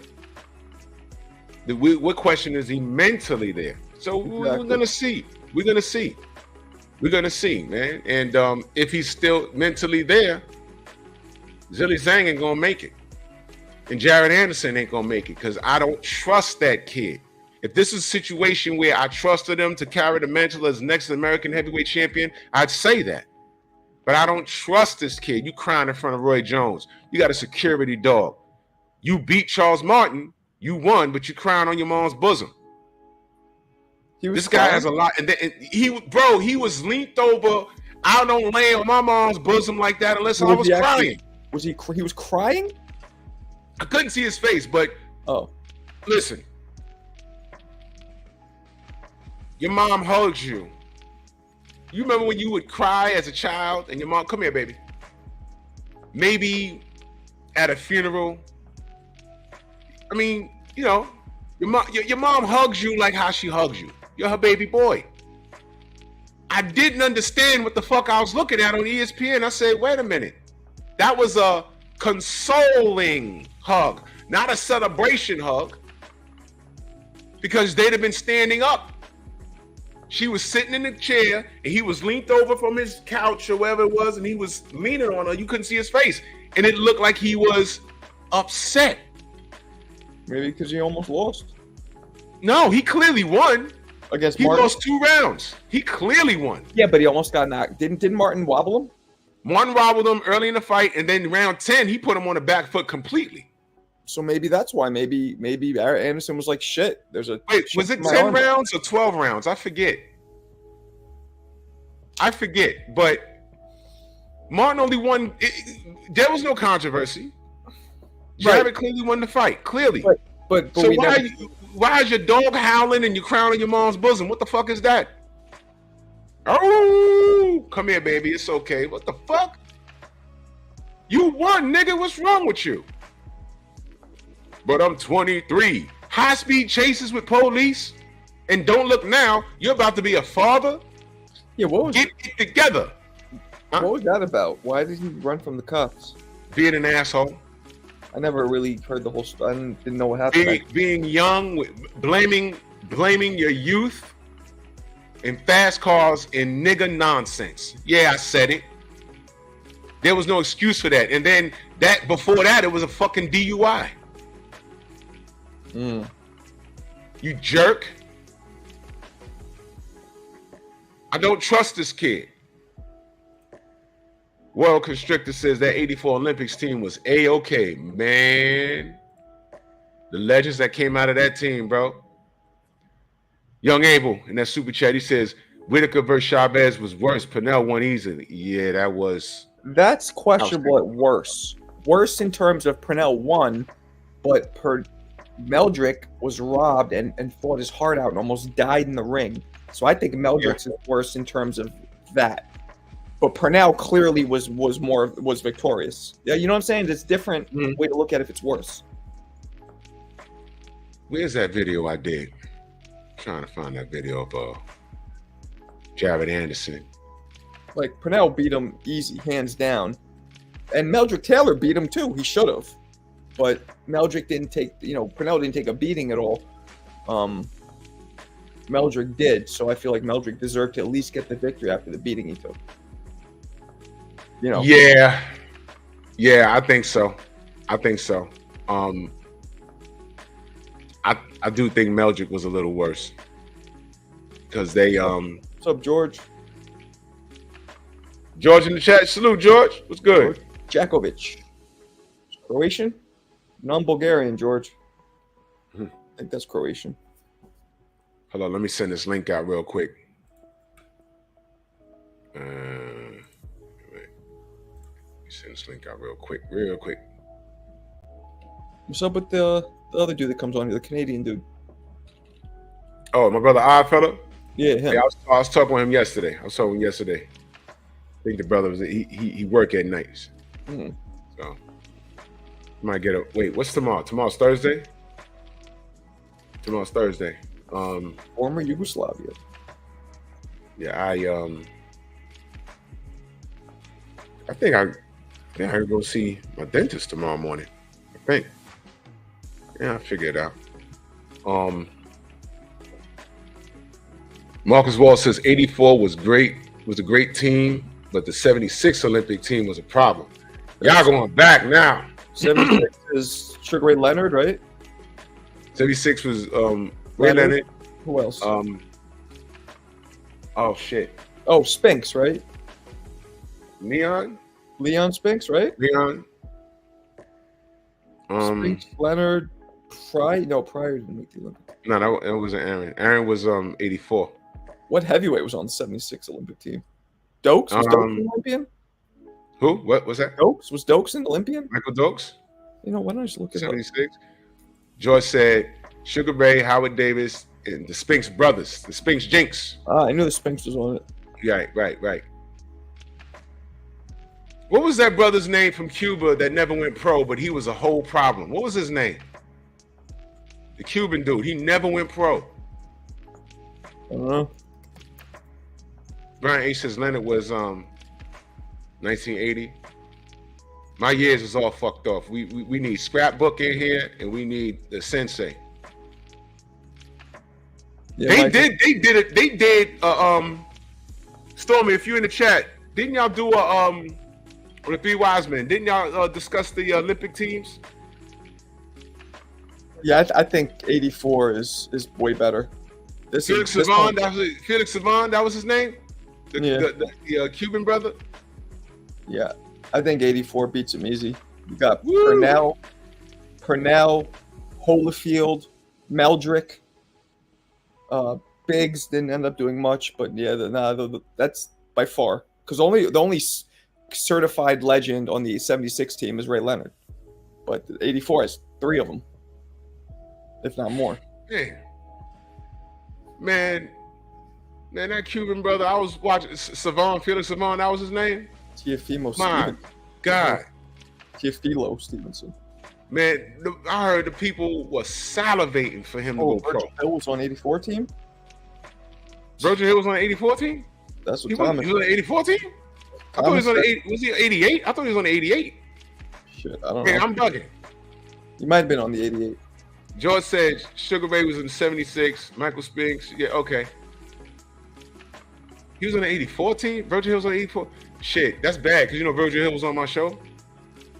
Yeah, he's on my show too. I don't, George, I don't know if I agree that Michael Spinks is a legend. I'm not sure I agree with that. Michael. For me, that's kind of borderline. Yeah.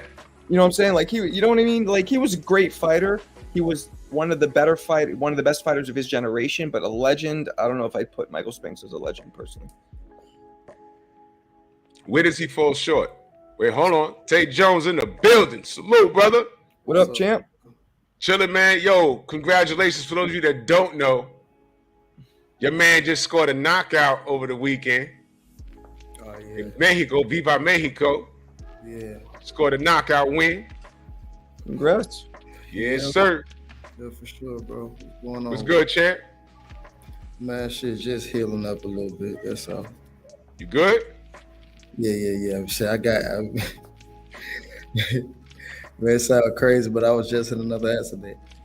What? Yeah, as soon as I got back in the States. Oh, come on, bro. Yeah. Damn. Somebody hit me, a drunk driver hit me from the back Monday morning. Hard?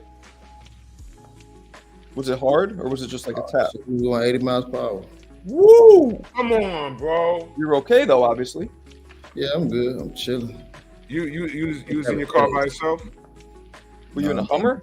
I just had dropped my daughter off at daycare. What kind of car you thank got God, there? bro. Man, that kind of shot. You must have a safe car.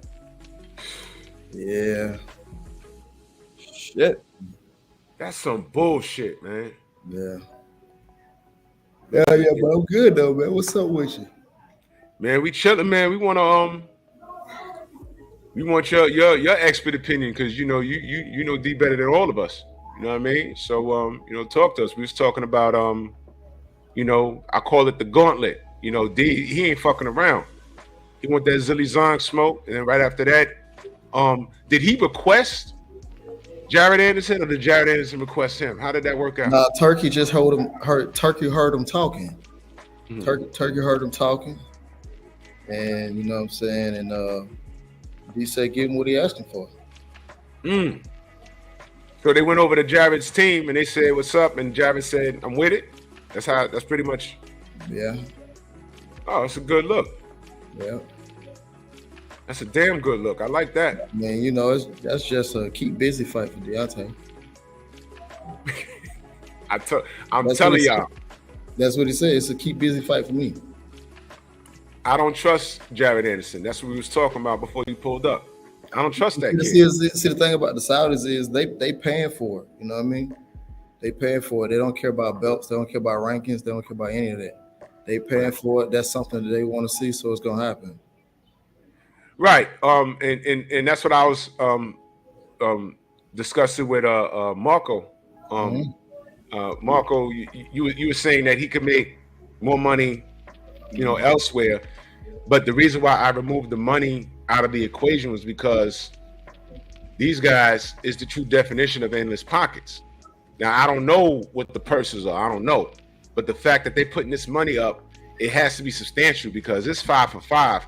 Without the Saudis involved, this would never happen. Yeah, I don't like the fight, Tay, for Deontay. I feel like I don't like seeing him fight a young up-and-coming guy like that because I feel like he doesn't have much to gain. You know what I'm saying? I feel like Deontay's at the point in his career where he should be fighting dudes that are going to build his legacy and really pad his pockets. He gonna get the same amount that he got for his last 2 fights to fight. That's just because Turki Al-Sheikh is involved. So my point is, let's say he would have fought a bigger name, he'd be getting even more money through Turki Al-Sheikh. Who was the fight? I don't fucking know. I just don't like. You mentioned Andy Ruiz, for example. Like Ruiz, I mean, yeah, who is? I mean, that's a good point. Who else is it? All right. So with Andy Ruiz, so check this. Andy Ruiz flew his ass all the way to Saudi Arabia just to talk shit about the fight when Deontay lost to Parker, right? Only to come back to say when Turkey Al-Sheikh said, "What's it? You want to fight, so you fight Deontay next." That would have been on the undercard of the. That would have been on the undercard that just passed with Ngannou and Joshua, right? And Ruiz said that he wouldn't be ready because he just had surgery, but he turned around and went to BLK trying to get BLK to pay for him a fight. Oh, shit, I forgot about that. Yeah, told me that shit, too. I forgot all about that. So did he want to fight or was he just playing? Just playing. So, that's why Turkey doing that way. The only reason why he's on this card coming up, is because Turkey did business with Al Heyman. That's the only reason why he's on this card. Yeah, and I guess he can't fight for the belt because obviously that's undisputed. It's tied up.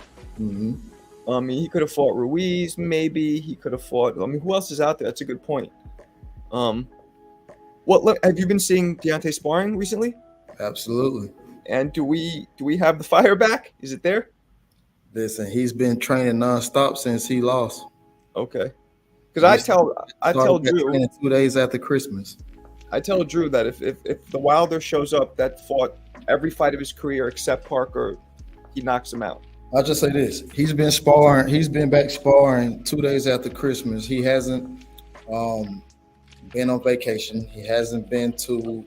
He's been to California because he has a house out there, but he haven't took no time off, no vacation. He's been on the track faithfully. He's been sparring, something that he wasn't doing. Right, he's been sparring every other week, every day. And then he's been doing that since December 28th. Okay. Well then, if he's back to his old self, this should be a quick fight. Yeah, I mean, like I said before, Deontay just wasn't living the fighter lifestyle. You know what I'm saying? Wasn't sparring, wasn't training, things of that nature. You know what I mean? But things happen when you get to the top and you don't feel like you have anything to work for. But yeah. Well, you got, and everybody say, "Oh, you're just a bad boy, this and the third," and yes, man, but I was the one who told him about himself. Right. Yeah. So, but that's what's next. Is what's next. Deontay. I look forward to being a short night, June 1st and August 3rd. So that's what I'm saying. I was looking at we had just played an Olympic clip. Brother Thomas put the link in the chat. AJ knocking down Zhang in the Olympics. Mm-hmm. Hit him with a straight right hand. And I'm like, bro. You can't come in there and do that with D. Because he don't get his shit flown. Zhang is not a defensively sound person. He's there to get touched. And D gonna touch him. But let's reverse the roles for a second. What is it? I asked Marco this earlier, but I'm gonna ask you, what does Zhang need to do to win this fight? What does he need to do? Yeah. That's a good question, because one thing I can say he can do is probably go back and watch the Luis Ortiz fight and try to counter. But with Deontay, that's why people don't give him credit. They say, okay, he lacks skill. But if you watch the first fight when he was countered, overthrowing the jab, throwing the right hand and keeping his hand down.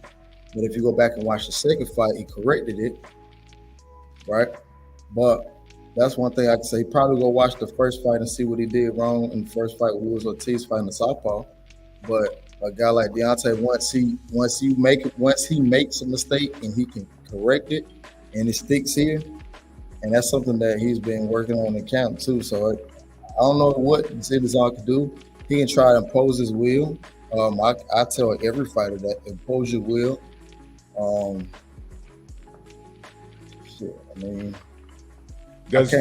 I can't say use lateral movement because D can move. Right. I can't say lateral movement. He can try to push D back, but good luck too. That's what I'm saying. I don't think coming in at 295 pounds is going to help him either, because it limited him against Parker. He was severely overweight in that fight. He doesn't have the same second fight, right? Yeah. Not second fight, the first fight with Parker. Yeah. He doesn't have the same athletic ability or I'm not gonna say skill set. It's a different skill set. I don't want to disrespect Zhang's skill set that he has. I'm saying he doesn't have the same skill set out the southpaw position as King Kong Ortiz has. They don't do the same things. Yeah, he's not, and he's not. He's not as athletic as King Kong was or is. Right. Yeah. Right. Yeah. So I don't know unless he has a gear that he hasn't shown us. Unless they're in camp right now working on some things that he can do that we've never seen before. I mean, but it probably is. You know, whenever you fight Deontay Wilder, you got to be in the best shape. So probably is. You know, everybody. It's just like when everybody play the Golden State Warriors. You better play your best basketball. Got to. So my brother KG says Zhang has patience and good timing. He does. He does. He does. He does. You know, I'm just trying to figure out, man. Yeah, he does have patience. He doesn't have a large output. You don't. But see, the thing about being patient with an athlete versus someone who's not an athlete, it's totally different. True story. And honestly, Parker's an athlete too. But guess what? Parker outsmarted him at his own game, being patient. So how smart is Zillizon? Or how patient is he if he got outsmarted at his own game?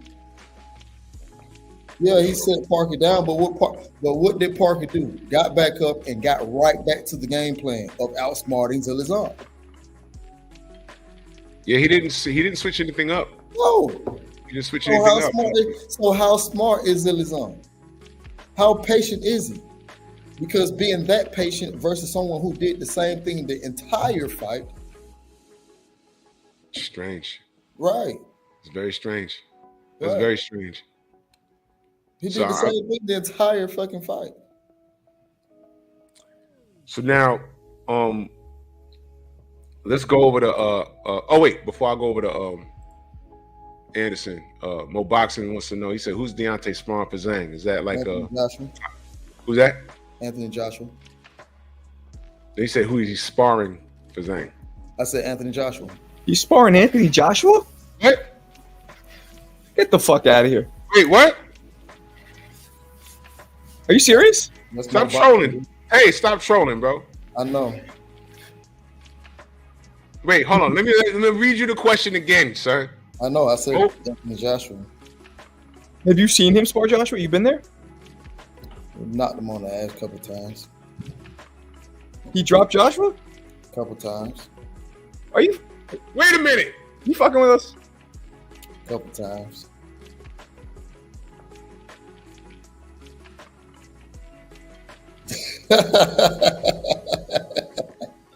Is he messing with us, Drew? I don't know if he's a prankster. I'm just trolling how they trolling me.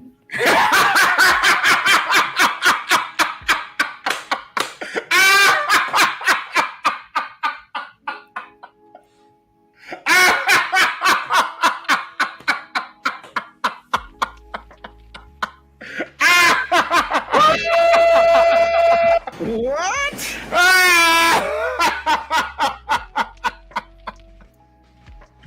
Oh shit! Stop! That motherfucker was about to go viral as fuck. Oh man! Oh shit! God damn! Yeah. Oh shit! Hard, but it's fair. The boy Cole. Oh man, that's funny. That's funny. There's motherfuckers right now that heard that shit. They're opening up their fucking pages. They're about to go viral, right? Oh, yo, AJ's in Deontay's camp. That shit was about to go all over the fucking internet. That's fine. Oh with me. man. That's fine with me. That's funny. Oh man. Fine with me, big dog. What you say? I thought that a good sparring partner to have in the camp would have been Charles Martin. Would that have been all right? How you know he ain't coming? Oh, I don't know. I'm just speculating. Okay. I don't know. I don't know shit. I ain't talked to you about it. I don't know shit. How you know Ortiz ain't coming? Ooh.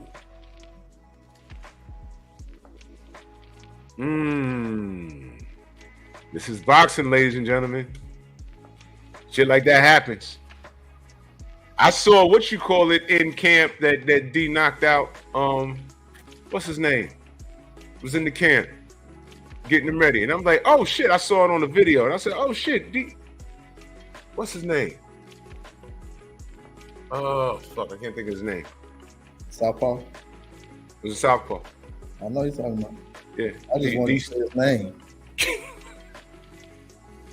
Yo, listen, man. Yeah. What about him? D finna be ready, man. That's what I'm saying. Man. Yeah. What's the guy name? The guy he fought. What's the word? What's the dude name? But he was one of his very first title defense. I forget his name. But he came down there just to get rounds of sparring because those guys been dropping like flies. So he came down to give came down to give him some work. And shit, he put on his Instagram, damn, Deontay down that motherfucker giving people the business. He put that on his Instagram. Sheesh. So I said to say that the Deontay that we used to seeing. Yeah. You know how I know he understands? When I saw his on his Instagram, he knew what he needed to do. He knew what he didn't do. And you know. Yeah, he knows. Yeah, and I let him have it too. He knows. So, you know, he don't like that feeling. He don't like that feeling. And that too. Plus, you know, some other shit had went down. You know, some other shit had went down that, you know, he turned into a menace. So well, I know there was some, man, I don't want to get into that. You know, so it was a lot of unfortunate shit happened leading up to Saudi. You know, it's like, why now? You know what I mean? One of those, you know. Yeah, man. Yeah, shit out loud. It's like, what the fuck is even happening here? Stupid. Yeah, you know, sometimes, man, family can just, you know what I mean, be a burden. Yeah.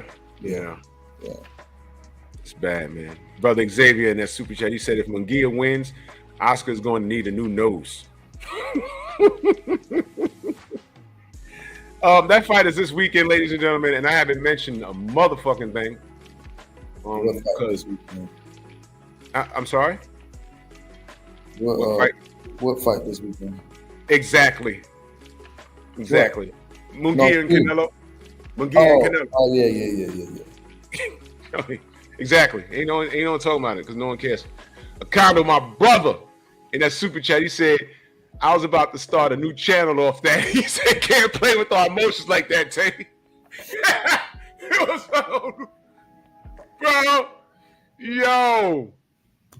Oh my God. Stormy wants to know, he says, Tay, are you seeing the killer in camp? Is that edginess there? The killer. I believe so. Man.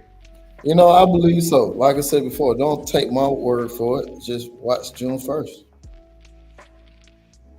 Bro, ain't it amazing no one's talking about Zhang's age? Man, listen. I might have been the only person to say something about that when he fought Parker.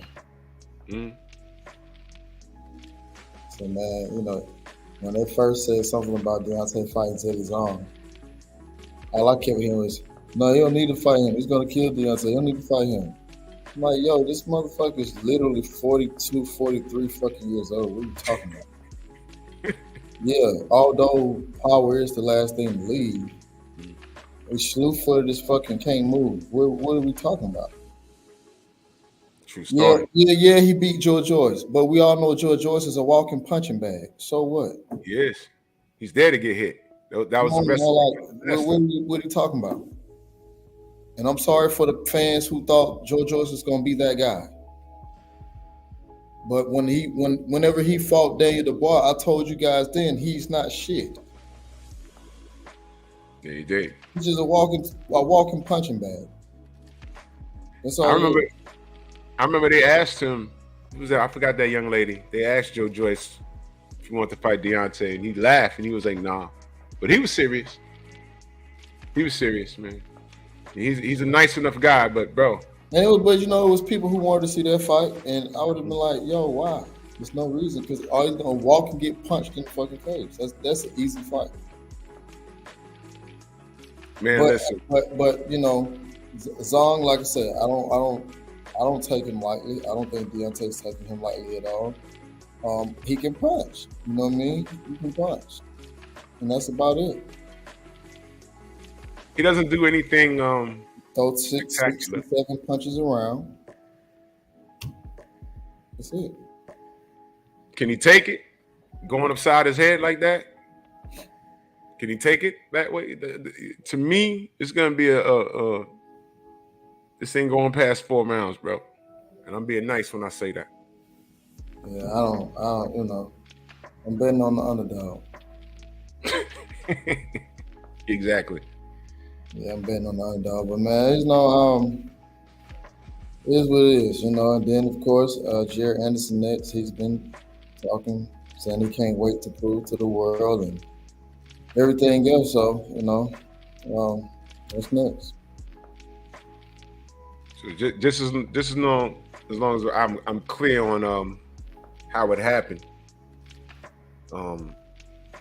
D said something about it. No, D didn't say anything about it.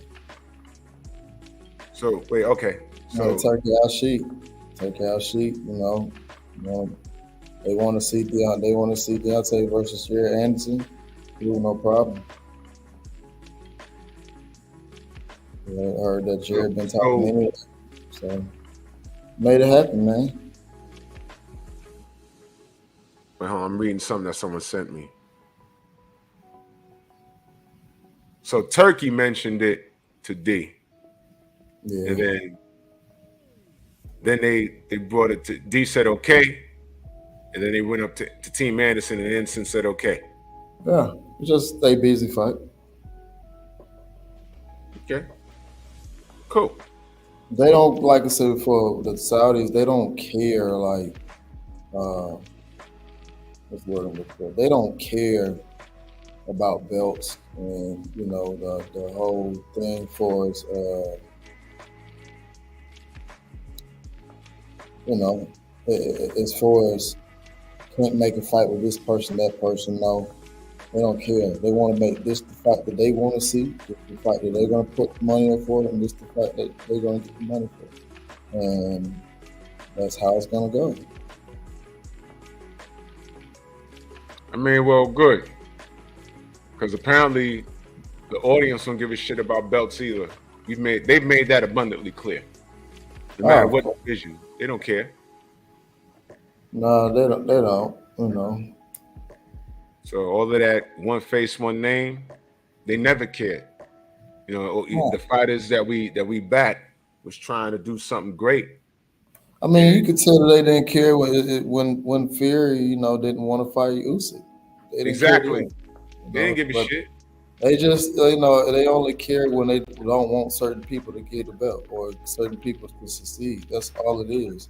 But, you know, there's so many people who claim that they like boxing, who claim that they want a boxing channel, who claims everything they love about boxing. But as soon as something happens, but as soon as someone loses, as soon as someone wins, as soon as another promotion company comes, as soon as someone in boxing wants to do something different, they got a problem with it.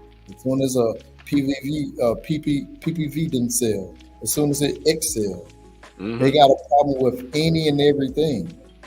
So it don't realistically, it don't matter. To me, in boxing, nothing matters. Why? Well, I'm not gonna say it don't matter. It don't matter to fans. Why? Because they've proven time and time again that no matter what boxing does, incorporate or take away, it don't matter by the actions. They're always gonna have something to complain about. It don't matter. And that's why the sport is the way it is right now. That's exactly why it's the way it is. That's why I'm done, you know. Listen, I'm example, right? They can say women's boxing turned 3 rounds. They can make that rule tomorrow. You're gonna have 85% of people, damn near 90% of people. Why are they doing that? That don't make any sense. But those same 85 to 95% people was just saying a couple weeks ago, oh, well, they should do this. But then as soon as it happened, those same 85 to 95% people gonna say, well, they shouldn't do that. They're always gonna have something to complain about in boxing. Yep. Listen. These fans are finicky. I was just telling the guy on Twitter the other day. He claimed he loves boxing. Well, the thing about it is, he's a promotional company guy. The thing about me, I don't care what promotion company it is, whether it's Golden Boy, BLK, or Dazn, or Matchroom. It don't listen. Boxing is boxing. It's fights all day, every day. But if you want to take shots at promotions, then guess what? You're the problem. It don't matter. Golden Boy don't matter. I like watching boxing. It don't matter. And that's, again, that is a problem. They will always have something to complain about. As much shit as we talk about these promoters when they put their product on television where we could see it, if they're airing a good fight, why wouldn't you not watch it? Listen, right now, right? I'm Golden Boy having a great year right now, right? Yeah. But then there'll be 95% of people who tell me different. And I can show you the cards that they've been having, the names that they've been having constantly. But then they'll be mad at me because I said they have a good year. As to where their favorite promotion company only had 1 card this year. They got the 2nd card coming up this year. Listen, I don't fuck with Eddie Hearn, but he's been getting busy. That's what I'm saying, dog. He's been getting busy, bro. How can you be mad at people who's getting busy? What we should be mad about the people who's not getting busy. You guys talk about people fighting 1 and 2 times a year. Come on now. You guys talk about people who's fighting 1 and 2 times a year. Now you got guys fighting 3, 4 times a year. They got a problem with Turkey Al Sheik because these guys are fighting 4, 5, 6 times a year. How could you be mad? Why are you not mad at the people who's only fighting 1 time a year? Come on now. Halfway into the year, we was pretty much 4 months into the year before we got 1 card from 1 promotion company. As to where all these other promotion companies having 4, 5, 6 cards already this year alone. Isn't this what we say we wanted? But my point is not to discriminate against any promotion company, right? My point is people say they want these type of things, but they always gonna complain. Yep. So it don't matter. It don't matter. It don't matter. And this is where we at with this, family. This is where we at. Trust me, I've learned a lot over the last 5 years. I've learned a lot. And I've learned to ignore these motherfuckers. Twitter, Instagram, YouTube. You motherfuckers is finicky, man. We get on here and we talk. Let me ask you this one question in the chat. This one question say, all I'm hearing is that Deontay is close to Turkey. Why can't they close the walls on AJ? Well, let me just say this, and I'm gonna be done.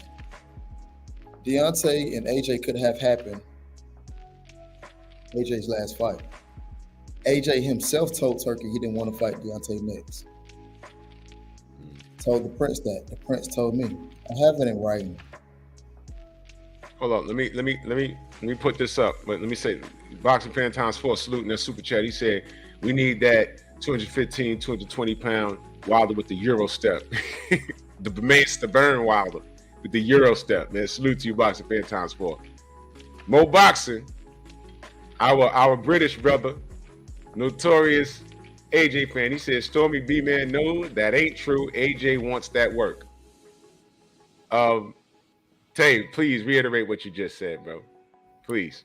Deontay and AJ could have fought his last fight. AJ said no. He told Turkey, he didn't want to fight Deontay Wilder next. One of the reasons they asked him why he didn't want to fight Deontay, he said because he's coming off a loss. Well, wasn't Francis Ngannou coming off a loss? Sure was. Oh, okay. Nowhere in either contract it said that anybody had to win a fight or anything. Fight could still have happened. I was telling people that, but don't listen to my dumb ass. I don't know what I'm talking about. Yeah, it's all good, bro. I don't know when y'all gonna learn. The fight's never happening, y'all. Just we're gonna be okay. We're gonna be okay. It's gonna happen by the time we see Deontay and AJ. It's gonna be like watching James Toney and fucking Razor Ruddock. Yeah.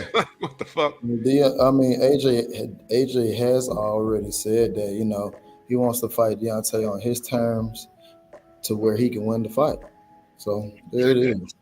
Yeah. So, you said that in 2017, y'all. Yeah, I guess he should have fought. Although I'm glad he fought Ngannou just because I wanted Ngannou. His head got too big, almost beating Fury. But he should have fought Wilder instead. The Ngannou fight was like. But look at this though, right? What did he gain from that fight? But I'm with you. I think it was a bad fight for Joshua. I think he had everything to lose, nothing to gain. But at the end of the day, I'm happy that he not put homeboy in his place, because as fighters, and me. Right. Yeah, no, I ain't taking that away from. I'm glad that he did. Absolutely. I don't like somebody coming in like Ngannou did, never putting on never ever stepping into a professional boxing ring in his life, and then almost beating the champion, and then thinking, because when AJ dropped him, his face was legit surprised. Like, what? It's like, yeah, that's what's supposed to happen. The former heavyweight champ of the world is supposed to knock you out because this is only your second fight. That's what's supposed to happen. But his head was so gassed because he was like, wait, what? I'm special. No. Right. No, you're not. You were not special. Whatever. So I'm happy he fought him for that reason. But yeah, obviously we still wanted to see Deontay. But there was realistic concern with Deontay. Like it seemed like he just might not have the heart for it anymore. He might be done with it. So that's why I think a lot of people weren't that upset, because based on what Deontay was saying after the loss, like, yeah, I don't think I really had it in me. I'm happy now. So people were like, fuck it.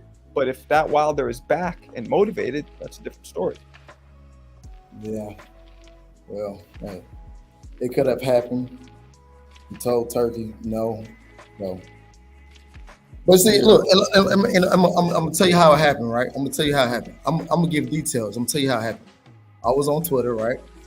People was trying to tell me that it was in the contract. No, it never was. Then someone was trying to tell me, well, you guys should sue. Well, first of all, why? You can't sue in that country. You can sue in that country, but they don't have American government laws. So number one, that shit's not gonna fly. And number two, I know the Prince texts me. And I'm quite sure Drew know the Prince texts me too. Oh yeah. So I ain't got no reason to lie. But what I do know is this. As we was on Twitter, AJ right-hand man was trying to say, well, let's see what the people with the monies do next. Well, the crazy part about it is, and this is public. Everybody saw it. I was like, well, congratulations on your next fight. He said, well, how do you know we're fighting? Nobody said anything. I knew that they was fighting the guy on next before he even knew. But he would tell you, I'm at the tables, I know everything that's going on. Well, if you at the tables, how in the fuck did you not know y'all was fighting and got on next? How did you not know that AJ told Turkey that he didn't want to fight Deontay? How did you not know that? Mm-hmm. I did. So that fight could have happened, man. Can it happen now? Well, if Turkey want to pay for it, hey, it'll still go down. But hey, I know Deontay's on a 3-fight deal. The third fight is in August. You don't think that's a fast turnaround? Well, before you say that, Box Fan Times 4 back in the Super Chat, he said, "Oh, AJ, nut with it for a while." Well, I mean, I don't think it's a quick turnaround. If you look at Deontay, like I said before, people only started paying attention to Deontay when he started Fight Fury, the first Fury fight. That's when people started paying attention. Where were people when he was 13-0, 15-0, 16, all the way up until then? Where were people then? Because he was fighting every 4 weeks then. Yeah. And that's another narrative. He said Deontay's with Eddie now. That's not true. See, people don't know. They just be talking. He's not with Eddie Hearn. People just be talking, man. Yeah, and straighten that out. Straighten that out for the people that don't know. He's not with Eddie Hearn, bro. That's why if you go back to the press conference, and if you go back to the press conference, that's why they kept saying this fight is a Turkey Al-Sheikh fight. That's why they kept saying that. So people did get the impression that he was with Eddie Hearn, but people don't pay attention and don't have good comprehension skills. They wouldn't know that. They said They said that Deontay Wilder is on Eddie Hearn's plantation. I have that shit in writing. Bunch of niggas saying that. Oh, he's on Eddie Hearn's plantation now. Nah, he's not at all, bro. This is what niggas don't know. He signed to the Saudis, which is Ryder season. So I don't know. So technically, Eddie Hearn is on Turk's plantation. Absolutely, dog. There it is. So you stupid niggas don't know what you're talking about. God damn. I'm taking shots at the niggas that was saying that on the screenshots that I got. Right. God damn. Man, people just be talking, bro. But you gotta here's the thing. I've learned to let people talk. You know what I mean? Yep. You gotta let people talk. You gotta let them talk. What I wanted to play right now is well, let me read this super chat. This was the Big Baby interview. Black Cloud in that super chat. He says, "Salute, fam. Before the day of reckoning, I saw AJ say Wilder was the fight he wanted when he when asked if he would rather be facing Wilder. Was AJ ever offered Wilder for the day of reckoning but turned it down?" Yeah. Y'all. That's why they end up fighting two different people. But again, I didn't think they was gonna fight next anyway. That's why you heard Deontay say in the interview that he didn't think they would fight next, even though they had already signed a deal. How the fuck can you be saying that you're gonna be fighting Deontay next when you fighting a southpaw? What fucking sense does that make? That would make zero sense. Normally times, and you can ask Marco. Normally, when you see fights made, you're fighting somebody who resembles that guy that you're fighting next, or you're fighting a southpaw, or you're fighting a southpaw if you're fighting a southpaw next, or you're fighting orthodox if you're fighting orthodox next. That's normally how this shit goes. Prime example, when I was telling people who what's his name, Boots, when he fought the Canadian, I was trying to tell people that Boots is going to be fighting the Canadian guy next. I forget his name. The reason why I said that is because when I saw one of his fights, he was fighting a guy that switched from southpaw to orthodox. I said, "Oh shit, he got to be fighting Boots next." And what happened? He fought Boots, right? Yeah. Then you seen Regis Prograis fight. He fought a guy that resembles Devin Haney. I knew that he was fighting Devin Haney next. He fought a guy that resembles the same type of style. You see that in boxing a lot. So you mean to tell me you was really gonna fight Deontay next? I don't think there was any attention. I think it was the same shit that they always do. You know what I mean? So hey, it is what it is. But can it happen? Yeah. But I know from Deontay, shit, he really tired of fucking with them. Mo, you need to stop, bro. He said, like I said, Tay, keep winning and you'll get your wish. But at the end of the day, guess what? There's a difference between a made champion and a born champion. Born champions run to the smoke. Made champions run from it. Because there's no way in hell that I'm a former champion, two-time champion, and then I go fight guys like Jermaine Franklin, and then I go fight. Well, Helenius that was a good fight for him, but then I go fight Otto Wilder, and then I go fight Ngannou, and talking about a three-time champion. Who the fuck did you fight to get back up to the pedestal? Uh-oh. But then you say, "Oh well, who did Deontay fight?" Well, shit, Parker, former champion, Zilla Zhang, former champion, and then you got the up-and-coming youngster. I'd rather have a resume on who I get back to the top with. Same thing Lennox Lewis was saying on Twitter. He was asking Eddie Hearn, how the fuck can your champion Joshua fight this guy, that guy, and get back to the top? But that's what Turkey wants. No. That's not what Turkey wants. Because you could have fought Deontay. That's all Lennox Lewis was saying. Lennox Lewis put it out there. He could have fought Deontay, and that's very true. You still don't want it. But for those of you that forgot, this is why I don't trust Jared Anderson. Now pay attention, y'all. Man, I like Jared Anderson, man. From falling victim to all the extra stuff, all the fast cars, all the beautiful women, you know, going to different countries, and what didn't deter you from, you know, staying focused into your craft? Like you are right now, you want to make the money to change the world, right? In order to make the money to change the world, you got a choice to make.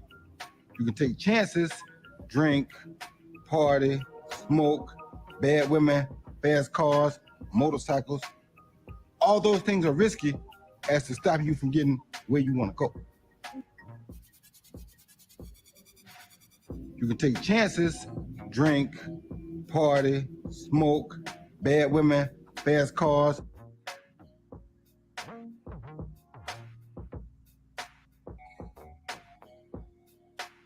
And I know I can have fun in this, but like, this might not just be what completely make me happy. Say it again, I couldn't hear you.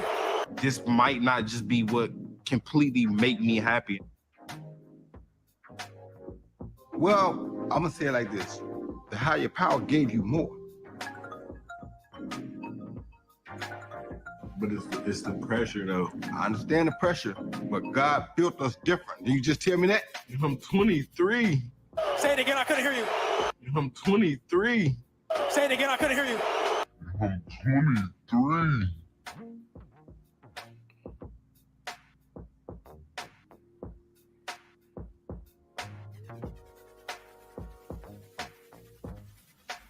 What's PD for OVI? I'm 23.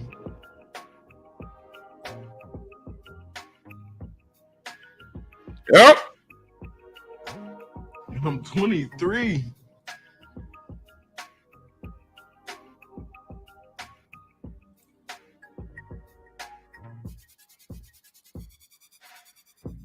Who made that video? Me, Okay. my edit game is impenetrable. It's impregnable. You want to eat people's hearts with it? Yeah. Alhamdulillah, I'll eat your heart. All praise be to Allah. Praise be to Allah. I But broke that's my why back. I broke my back. My back is broken. Final. Man, listen, I don't trust that kid. And he could play tough and say, hey man, I want that fight. That's cool. But if D gets it done and knocks this dude's head off in 4 or 5 rounds like I anticipate, I don't want Jared backing out of this. Keep talking and motivate. You know what I mean? Don't back out of this, young man. But I'm 23. Exactly. Hell yeah. I think Marco fell off, but it's all good. But the general wasn't on. I don't see him. The general on? I don't see him. No, I don't see my brother. But that's cool. Yeah, I'm gonna get out of here. I gotta do some things before I go to work, man. All right, Tay, I'm gonna call you later.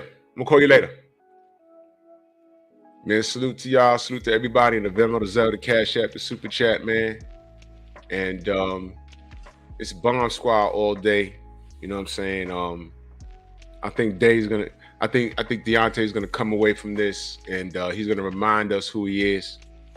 And I'm not worried about the AJ fight anymore. There's no belts involved, and we don't have one face, one name because of AJ and Eddie Hearn.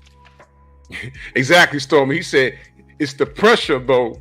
Boy, I'm 23. Boy, if you don't go pet your dog or whatever the fuck it is you do. You know what I'm saying? Pep Talk tonight.